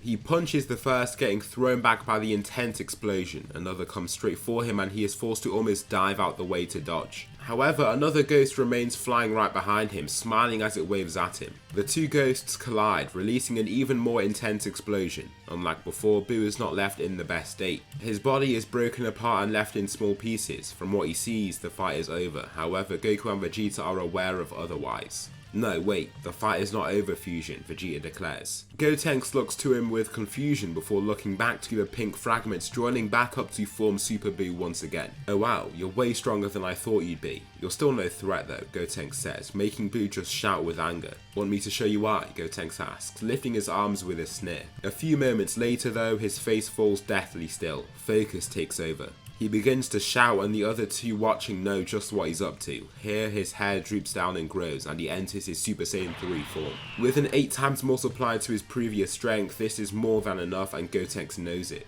His aura is incredibly intense, even taking Goku and Vegeta by surprise. Out of nowhere, Goku just starts smirking. "He wins, doesn't he?" Vegeta asks, looking to him. "Just wait and see," he smartly replies. Gotenks, opening his mouth wide, begins charging up a powerful attack and it starts to glow brightly with ki. Buu watches on, almost as Majin Buu did when seeing Majin Vegeta in canon. You almost can't believe what is to happen. An absolutely massive blast is launched straight at him and lights up the entire surrounding area. Goku even has to make a special time domain region that is almost like the surface of a hemisphere that surrounds the two watchers. What this region does is it makes the explosion force much duller when it approaches them. Therefore, all they have to do is lift their arms to block their eyes and torso basically. After the massive explosion, several extremely small fragments of Buu remain, now grey and smoking. Many seconds pass and nothing happens. The job is done. Buu has been defeated. After a few more minutes, Goten and Trunks are revealed yet again, with Goku even slightly annoyed at the fact that this was the fate of Buu. "I hope I see you again in some other form, Boo," Goku tells himself, looking at the remains. Since Gotenks is in Super Saiyan 3 and has used up so much power up until this point, he defuses before the 30-minute time limit is complete. With this, the Boo saga is pretty much over and Babidi is taken down before he can do anything else. This brings peace back to Earth before anything too bad happens to it. Following this, Goku and Vegeta are now back on Earth together, both alive. This means that they can spar each other frequently and try to overpower each other. In this time, Goku has learned to master his foresight and uses it in battle to decipher the movements of his aggressors before they even decide what they'll do. It's helpful and Vegeta finds it very annoying. Along with that, his time domain makes it tough for him to fight the Saiyan. As his manipulation grows, it's making him really don the epithet of the God of Time. After some time, Beerus awakes from his slumber, dreaming of the special Super Saiyan God. They meet on Earth this time since Goku isn't out training with King Kai. Here he sees Beerus and decides to try and fight him. Goku begins showing off his Super Saiyan transformations before he settles on Super Saiyan 3. The form is intense, but since he's had so much training with it, it really doesn't affect him that much. When his stamina is about to fade too, he can just reload a previous state of his body. Beginning the fight, he begins using foresight and sees Beerus not really throwing anything of his own. What he does notice is that he'll be almost impossible to hit though. Therefore he settles down a time domain, focusing hard to utilize a 200 times time slow. A vein shows on his forehead from his sheer focus and Beerus looks perplexed upon seeing this encapsulating green hemisphere. Goku takes advantage of this and speeds forward with great effort, throwing a lot of force behind his punch. A gust of wind blasts out from his knuckles. However, even with all these measures, Beerus slips past his punch and exits the time domain as if nothing really happened. Incredulously looking at the god, he almost can't believe what he is seeing. Almost anybody that has fallen in that domain in the past has been toast. He just doesn't quite understand how Beerus bypassed this technique so flawlessly. He continues with a few more attacks and uses of his time domain, but it's all futile. Goku then uses his foresight again, watching Beerus speed toward him so fast that there's little he can do. He taps him on the forehead and sends him flying, but now Goku's prepared. Beerus lightly lifts off his feet but shoots forward with insane speed. Before he can reach him though, Goku just throws his body out the way as fast as he can. Watching his hand soar past his face, Beerus tracks him with eyes of confusion and surprise. He was certain he'd have much greater speed than this Saiyan in this moment, and without that annoying green dome of his, the attack was surely on its way to landing. Another punch comes his way and it's much faster this time. However, since he knows exactly where Beerus wants to go, he can make sure that his time domain gets the job done. Doing just that, Beerus is almost trapped for a time and Goku more elegantly evades since he slowed him down so much. He waited until the very last second to resort to his time domain, giving Beerus the illusion that it will never be created. Using his temporal reloading on himself too, his stamina returns to him immediately. He's not at full capacity since the reloading itself takes energy, but he's in a much better state now. Vegeta also watches on with incredulity as he was never expecting Goku to fight like this. This god was supposed to wipe the floor with him, but he isn't exactly losing either. Both fighters can't even hit each other.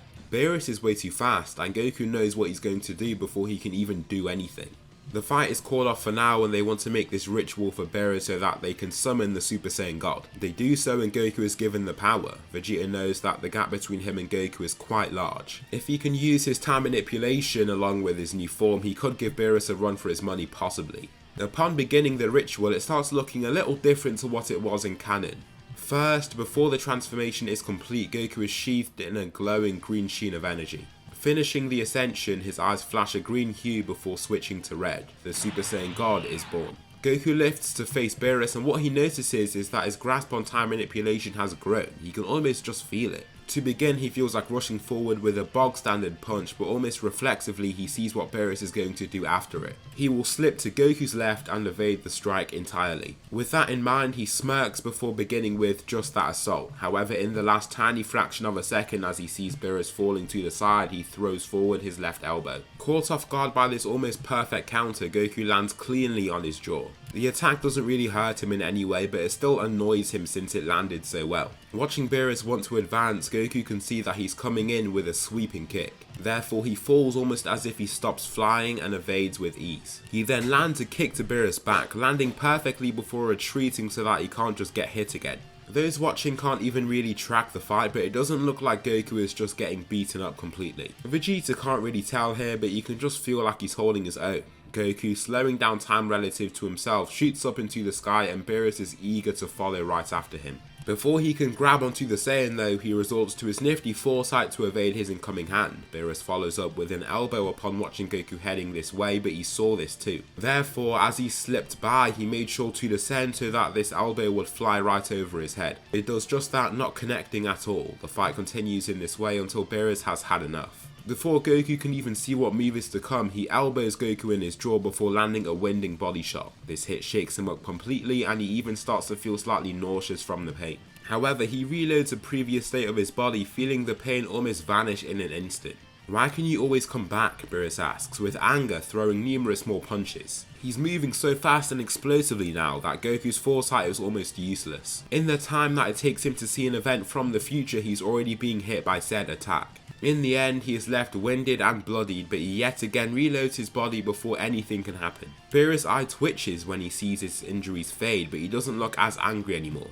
"How can you do that?" he asks, with a calmer yet still irritated voice. "It's an ability of mine. I can save the state of something and revert it back to that point," Goku explains. "You know what, in my millions of years of life, I have never seen anything remotely close to this. There is Whis time reversal, but this is impressive," Beerus says. Beerus doesn't end up destroying Earth and Whis is a little concerned. With such a powerful time manipulation ability, he wonders if the laws of time manipulation have been broken here. The angels are strong adherents to their moral code, of course, and time tampering is against the angelic law. "I want to see more of this Saiyan," Beerus says to Whis. "Yes, I feel the same, Lord Beerus. I think we have a grave matter on our hands here." For now, Whis doesn't lock into Goku's time manipulation. If he doesn't cause much change to the main timeline and doesn't create many other ones, it isn't too bad. The good thing about his abilities is that they aren't things like going back or forward in time. He just manipulates the flow of it, not jumping between different points in that flow. That makes it harder for his powers to be an issue, which saves him for now. Soon both Goku and Vegeta are training under the Angel, growing much stronger. Sorbet revives Frieza as usual and brings his forces to Earth to take down those there. Frieza isn't surprised when his forces are almost completely wiped out by the fighters there though.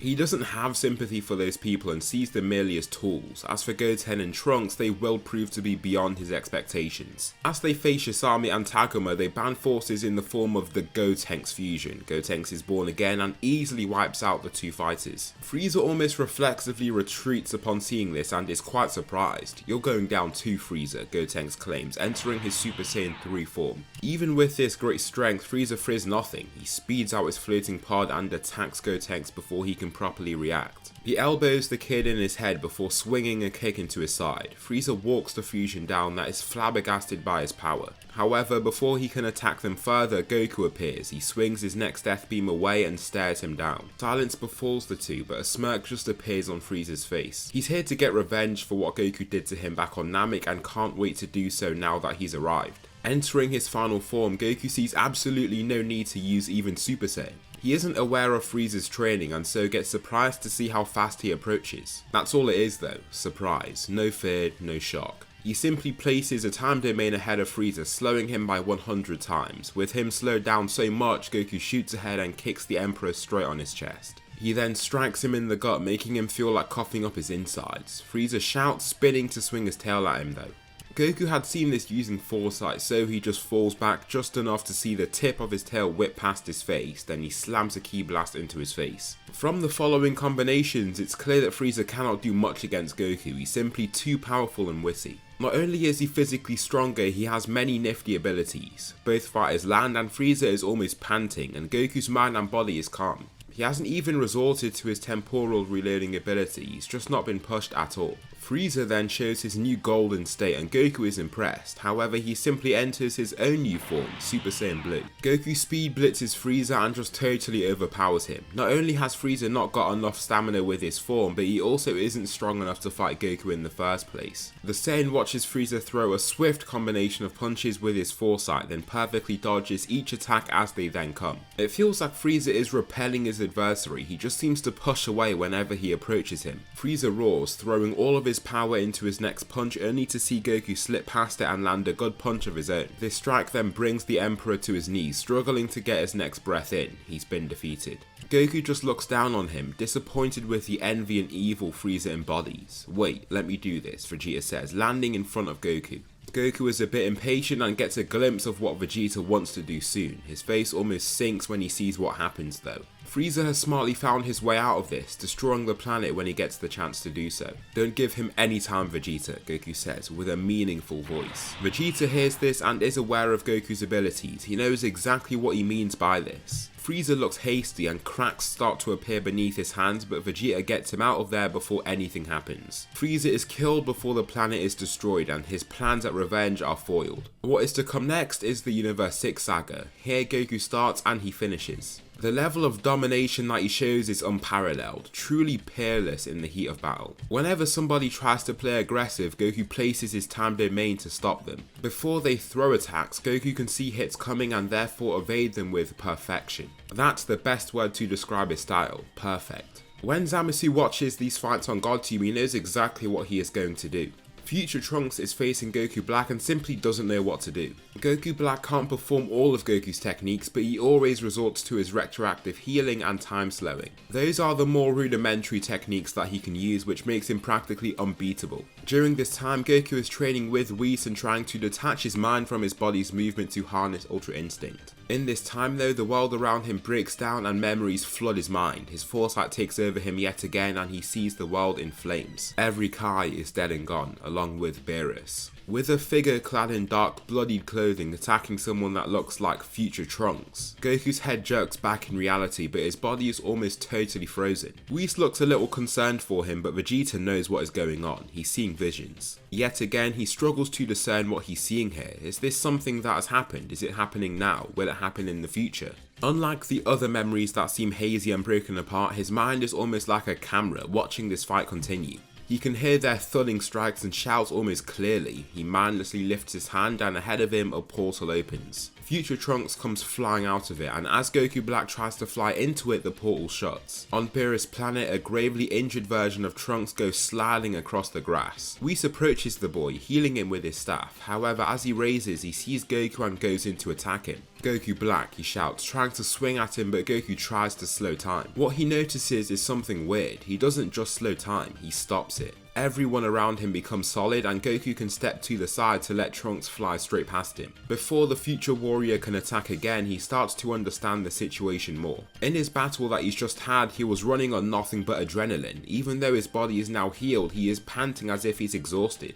The panting here is from sheer fear, not tiredness. This is when Trunks finally starts to calm down. "Oh yes," he says, before he falls on his back, exhausted. He then talks to the group about what is happening in the future. Goku's body has been taken and somebody else is using it for tyranny and torment. Goku is appalled to hear this and wants to make sure this person is taken down. Even if he wants to just fight strong people, he knows what his powers could be used for. Even Vegeta knows what his powers could be used for. When he hears this person with Goku's body, he almost feels fear. I mean, Vegeta has fought Goku time and time again. He knows exactly how hard it is for him to come up against his time tricks. This could be really bad. Both fighters end up in the future and Vegeta wants to get a taste of this fighter first. Even if Vegeta must accept that he is second place, he hates that. This fuels his every training session and his work ethic is insane. Vegeta powers up into Super Saiyan and shoots straight at Goku Black. Before he can get trapped by a time domain, he swings to his side then begins flying around his enemy erratically. This fight I can't really understand why he's doing this, then takes a walloping punch to the jaw. Vegeta follows up with a setup jab to then swing in a kick to the side of his body. Upon landing these strikes, Vegeta almost lifts an eyebrow. He doesn't get how he can just land whatever hit he wants. When he fights Goku, he's a tricky fighter that requires all of his muscle power, but also his brain power too. He can't just do what he wants to do at any given moment. Goku will find a way to take advantage of his weaknesses if he doesn't think hard, but here nothing like that happens. He's not even slowing time really. When he does, he's not doing it to as great a level as Goku.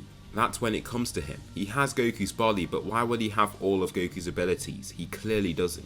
I see what you've done. You may think you have that power in that body, but you are no Saiyan. You are no Kakarot, Vegeta shouts, powering up into his Super Saiyan God form. He then rattles Goku Black with a single punch and swivels around to kick at his jaw. His raw power is just too much for Goku Black to handle. The arrogant fighter also doesn't want to accept this truth, but that doesn't matter. Truth proves itself. Vegeta throws numerous slow thudding punches until Goku Black is left on his knees and on the ground. He coughs out blood and Vegeta lands a punch to his abdomen to drop him. "You're no Saiyan, you're no god," Vegeta declares. Seeing him in this state, Goku Black looks up and smiles, feeling his body revert to a previous state where it had no injuries whatsoever. The only issue here is that there is no Zenkai. There isn't an immediate boost to his power here, he's just back to his previous level. Goku Black goes in to try and attack Vegeta again, but the prince elbows him onto the ground. Stomping on his chest, he shoots him further into the ground and makes him cough blood. He then proceeds to repeatedly kick his chest until he isn't really moving. Before he could even get up and face Vegeta, he is done. There isn't any more movement and Vegeta finishes off with a single blast to destroy him. As for Zamasu, Goku must resort to calling up his special friend Zeno to get rid of him. After this, Goku and Vegeta just return to the past, but this time Zeno wants Goku to come with him. He's confused but comes along. Arriving at his palace, all the angels are present along with Beerus. Goku in his usual naive and childish fashion just acts calm and happily, but Whis' face is deadly still. "Goku, I've called you here to discuss your crimes against the laws that govern the multiverse," Zeno explains, trying to say so in a calm way. "Crimes?" Goku asks, totally confused. Here the Grand Priest chimes in. "Well, part of the law states that you cannot tamper with time and create new timelines. The inherent abilities that you seem to possess can do this and have done this before. You are here to discuss the punishments that should be given to you for your crimes," the Grand Priest explains. "Father, I believe that Goku should be exempt from any serious punishment since he was unaware of this code. Additionally, the changes caused to timelines through his own doings are very minimal compared to other culprits like the Zamasu of our universe that Zeno destroyed," Whis explains. "We've heard your point of view, Whis," the Grand Priest says in a rather dismissive tone. He is aware of the relationship between mentor and trainee, Whis and Goku. Therefore, he believes this explanation is riddled with bias. The law applies to any individual that breaks such code. Why should Goku receive special treatment? Whis, you've been associated with this fighter for a long time, I presume. Even if we look past the crimes committed before he met you, you had ample time to inform the mortal and sort this situation out, Cognac of Universe 4 claims. Whis has no retort to this statement since it's true. It's clear that the atmosphere in the throne room shifts toward Goku being prosecuted. Some angels vouch for Goku while others seem a little more hostile toward him. However, luckily Zeno decides. It's clear that Goku didn't intend on tampering with time and committing any crimes. The damage has been done and I'm sure that he's learned his lesson. I wouldn't let anything come of this now, Zeno orders. The room falls silent upon hearing this final statement. There is nothing they can do to challenge the paramount word of Zeno. The decision has been made. The angels are free to leave and Beerus takes a big gasp of air from relief. Right after though, Zeno wants to try his hand at a cool tournament to let the different warriors face each other from the various universes. This is the Tournament of Power. Therefore, they head back to the universe to form their squad. Vegeta, knowing Metamorian fusion, wants to get Goten and Trunks to enter as their signature fusion Gotenks. They agree and are happy to do so, but he knows they'll need some training beforehand.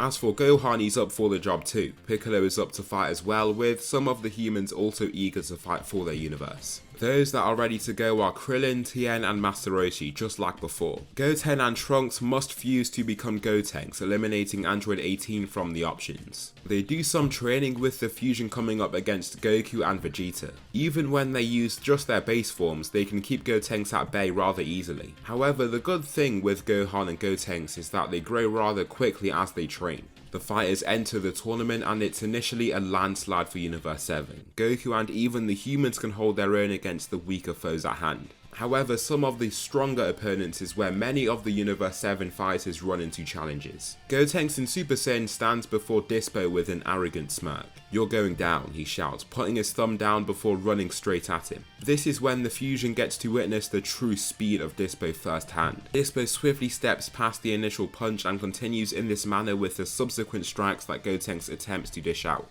Dispo leaps right over an incoming kick to try and drive down his foot with a stomp-like strike onto Gotenks. At the last second though, the fusion leaps out the way to watch this Pride Trooper completely shatter the ground that he lands on. Gotenks sees this and knows to enter Super Saiyan 3 right away. Even with this 8 times multiplier though, Dispo is just too strong. Gotenks begins using his special Ghost Kamikaze attack and the several ghost-like beings shoot toward Dispo. Dispo punches the first and feels the explosion erupt on his fist. All that he feels is a light tickle and chuckles upon feeling this too. As for the other ghosts, they can all do little to no harm to Dispo, even when they catch him by surprise. After this, Gotenks is almost shocked. He was not expecting this rabbit-like guy to be this strong. Resorting to another one of his nifty techniques, he tries to trap Dispo in a golden ring. It falls over his head, then tightens to bring his arms tightly onto his torso. However, all it takes is a light push for Dispo to literally just break the ring entirely. Right after doing this, Dispo shows off his true speed and grabs Gotenks before he can react. Rushing him straight to the ring's edge, a powerful push is all it takes to eliminate him.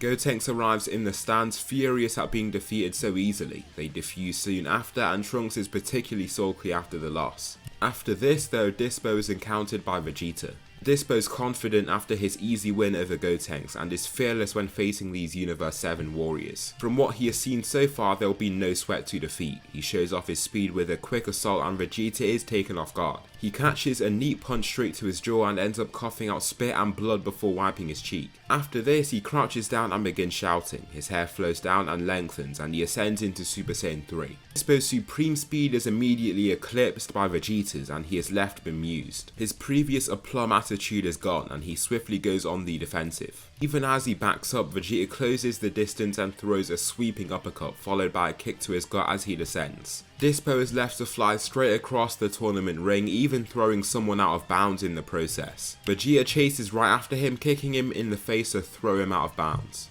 Good riddance, Vegeta says to himself, before swiftly moving on to other targets. Here he meets Toppo. Vegeta then tries to fight him and finds that Super Saiyan 3 isn't going to cut it. Fighting a god of destruction in training is going to require a lot more effort than that. Therefore he pushes further and begins using Super Saiyan God. He finds this to be more than enough. Landing the first hit in this form, Toppo acts as if he's just ruptured an organ. Each time Vegeta lands a punch or a kick, whatever it is, he can tell that he deals significant damage. Toppo struggles to take this. He takes pride in his power and his achievements. To be humiliated like this isn't something that he can take lightly. His eyes look bloodshot and he roars in an attempt to invigorate himself with rage. Lifting his arms above his head, he throws them down with all his weight behind them, but Vegeta nimbly steps forward, kicking Toppo in his abdomen to throw him out the ring. Goku, more interested in Jiren's power, places him in a time domain, slowing time by 200 times. It requires quite a lot of effort, but he's willing to do this to try and trap him. Jiren sees Goku coming in and tries to block his incoming shot, but then feels his body almost being trapped. He can move much faster than he is right now, but he wasn't expecting that much effort to result in him being as slow as he is. Goku runs in at high speed to cleanly hit Jiren in his jaw. His knuckles crash straight into the coarse bone, but Jiren doesn't look too bothered. The domain around him fades, then he tries to swing at Goku's head. However, before he can, he slows down time by tens of times and steps back to evade the hit. Jiren is just a bit confused because his estimations were totally off. Firstly, his body just felt way heavier than it usually is, and now this guy that he is fighting just suddenly got way faster out of nowhere. Instead of trying to hold back so much, Jiren wants to finish this fight off basically. He grabs Goku's loose gi, pulling him into his advancing fist. Taking that impactful shot, Goku reloads his body and feels the pain in his nose fade right away. The blood on his skin also fades, since that is still considered a part of his body that he'd saved. The phenomenon is a little confusing for Jiren to look at, and he's just further puzzled by the whole altercation at hand here. This is when Goku begins taking things up a notch. He begins his power up, focusing his ki until his silver aura collapses, being superseded by a fiery red one. His eyes and hair follow this same hue, with his eyes flashing a wave of green before returning to red. In Super Saiyan God, he rams his fist straight into Jiren's gut, leaving him to slide back across the ring. He then follows with many more thudding punches that each deal substantial damage. Jiren, left hurt and near the ring's edge, loses his cool. He lets out a vehement shout and his shirt rips off from the level of power that he outputs. His eyes are now laser focused on Goku after that humiliating assault. The Grey Fighter wants to show not even a shred of weakness. Utter strength means more than anything to him. He should never be overpowered. Encapsulated by his new orange aura, he rushes straight back toward his adversary, holding back nothing. Goku, using foresight, sees Jiren beginning with a jab, then a right hook, followed by an arching kick with his left leg. Keeping that in mind, he performs perfect counters to each of these incoming attacks, moving as fluid as liquid. Those watching from around are simultaneously awestruck and frightened. If there's a fighter of this caliber in Universe 7's roster, how could any other universe beat them? Since Jiren continues throwing from almost a single position, Goku catches him in a time domain. With this split second, Goku crouches down and places so much force through his legs that the ground literally breaks apart from the jump. He punches Jiren straight off the ring, and the remaining fighters still left to face them are soon eliminated. Goku brings glory to the universe, and with their wish, he wishes to bring the other universes back. Following this fight, Vegeta unlocks a special power. After training and becoming much stronger, he started showing great progress with Beerus and unlocks the power of Ultra Ego. This is when Frieza, after being granted life from the Tournament of Power, finds Broly and takes him under his wing. Soon he takes the Saiyan to Earth and Vegeta is the first person up to face him. Vegeta can easily handle Broly's assault. He's trained with Goku for so long that he is used to fighting someone that knows what he is going to do beforehand. Fighting someone like that means he needs to think outside the box to land hits at all times. Seeing someone approach him in such an orthodox way makes the fight very chill. What he is surprised about though is how fast that this fighter grows. Soon enough he is forced into his Super Saiyan form and finds that the gap between him and Broly swiftly closes even after that. Soon enough he reaches far further and enters his Super Saiyan God form, really pummeling Broly. Before he can even grow to match his strength, Goku feels like he's had enough and chooses to step in and face him. With his power of foresight and the ability to stop time, he is almost unhittable. Whenever Broly just about catches him, he can stop time to evade any attack nearing him. With the power of God Ki, he has also learned to use the God Hold. This holding technique keeps Broly in place and he then uses the time domain to keep him in place yet again. However, trying to stop him just makes him grow even faster. Broly's ceiling is non-existent, he just continues to grow and grow without end. Soon he breaks through the domain and even the God Hold too. As he tries to attack Goku though, he can easily evade his combination of attacks. Broly then gets planted, shooting out his mouth blast that flies straight at Goku. Goku easily saw this coming using his foresight and flies up to evade. After using his time manipulation so many times in this sequence of attacks, he has to use his Senzu Bean to make sure that his stamina is restored. Seconds later, the Senzu Bean is manifested in his hand once again. Frieza's getting impatient though, he doesn't want to just see Broly lose and embarrass him. Goku takes a punch from Broly, catching it. The force behind the punch is still so high that the ground beneath cracks under the force. However, Goku looks to Frieza and with his foresight sees him kill Paragus. Stopping time, he lands in front of Frieza in a flash and used quite a bit of energy to make sure that he arrived here in time. Frieza, lifting his two fingers to try and shoot Paragus, is frozen in place as Goku stares him down with his fiery red eyes. Wait, don't you dare, Frieza. I can see what you do before you do it and I don't see anything good coming from you, Goku says, catching his hand. If this is what you came here to do, I'm not amused. I think it's best that you leave, Goku almost commands. Frieza is frozen from fear in this moment. Along with that, he is facing someone that is just stronger than him. If he was to try and resist him, he could end up dying, therefore he's had his time here. He runs away with his tail between his legs, but for now he has something on his mind. He won't be left fearful and terrified like that again. When he comes back, he's going to make sure that the Saints kneel before him. Just like usual, Goku is just in a meditative state on the lush grass of Beerus' planet when he feels the growing looming darkness of a being. He can't quite figure out an image, but the best way to describe it is that it's almost just a loose collection of abstract concepts and ideas. Focusing more greatly, he calmly enters Super Saiyan God to further his manipulation abilities. There he can see Moro and Namek absorbing energy and cackling with his arms raised up regally. This is when he snaps out of it and raises. Both Vegeta and Goku go to Earth, and the latter can't even hold back his alarm. Beerus arrives shortly after and the two aren't hostile to him this time. They follow him to talk about Moro and hopefully defeat him. Upon arriving, Goku can feel the big sense of darkness within the man's soul. He seems almost like a demonic being, overwhelmed by pure evil. Vegeta begins throwing a massive rock at Moro. He clenches his fist and the explosion wildly detonates in his face, throwing him back. Vegeta then shoots at him like an arrow, entering Super Saiyan in the process to strengthen his punch. However, even the old and frail Moro takes the shot rather easily. Even after taking this easy shot, it becomes clear who the stronger fighter is. Moro can't do a thing to properly hurt Vegeta, and soon Vegeta ups the gears to Ultra Ego.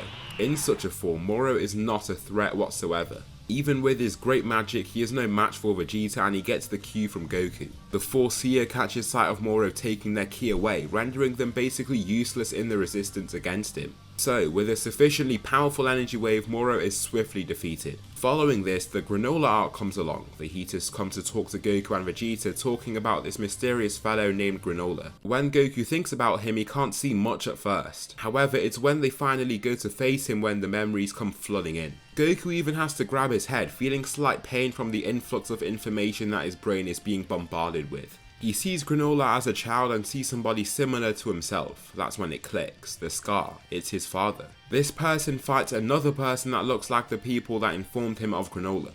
This memory is detailing the fight between Bardock and Gas. He can then see previous memories of tyrannical Uzaru razing beautiful cities to the ground. That's when it clicks for Goku. This is all a complete misunderstanding. Wait, Goku shouts, stopping Granolah in place. You're not a villain, we aren't either. Look, I'm really sorry for what happened in your past, but I don't want to. Goku is cut off by Granolah punching him so hard that it feels like he could actually die from the punch. After taking this shot, he feels himself back to normal, almost a few seconds in the past. Looking to Vegeta, it's almost as if nothing happened at all. He tries to make Granolah hesitate again, just getting hit with a crazy powerful shot yet again. However, he goes back to the same point a few seconds prior. Both Granolah and Vegeta act as if nothing happened. Goku's time manipulation abilities have expanded yet again, and he's now unlocked the new ability of time reversal. After many attempts, he manages to get Granolah to stop. Wait, my father saved you, saved Manito. He faced the heaters, Goku shouts. How do you know Manito? Granolah asks, still very hostile. Goku gives his piece, still standing on thin ice, but his voice contains a sliver of exhaustion. This is from him trying so hard to get Granolah to even reach this stage. I know that you want to destroy our Saiyans, but we aren't the same as we were before. We aren't killers like those that came before us. We condemn what they did. We've faced truly evil people in our past, but you're different. I can understand your rage, but we also lost our family too. The Saiyans were destroyed by a very evil person, and you're not one of them, Goku furthers. Constantly trying to placate him, he succeeds. Granolah can't believe that he has been manipulated in this way, and the heaters are all basically terrified. They haven't been given the time to get Gas his wish of becoming the strongest in the universe, so all they can do is flee to make sure that they aren't hurt. This leaves Granolah a free man and the strongest in the universe for now, while somebody appears from out of nowhere, Black Frieza himself. Goku and Vegeta are unaware of his power and get nearly knocked out when he strikes them both when they're in their base forms. Goku ends up reversing time upon taking this shot, alerting Vegeta to his level of power. Both fighters shoot up into their greatest states, with Goku showing off UI Omen for the first time out of training. Frieza goes in to hit them both, but the two Saiyans just about manage to take these shots. Goku knew what attack he'd throw, but is still too slow to dodge the hit perfectly. His fist crashes straight into Goku's forearms and breaks them from the impact. Goku can reload the previous state of his body but is shocked. Who is this guy and what has he done with the real Frieza? Meet Black Frieza, Frieza shouts at the now alerted group. So that will conclude the final part to What If Goku Could Manipulate Time. Please tell me something you liked about this What If, or something that I should improve on for the next one. Thanks so much for watching, and I'll see you in the next video.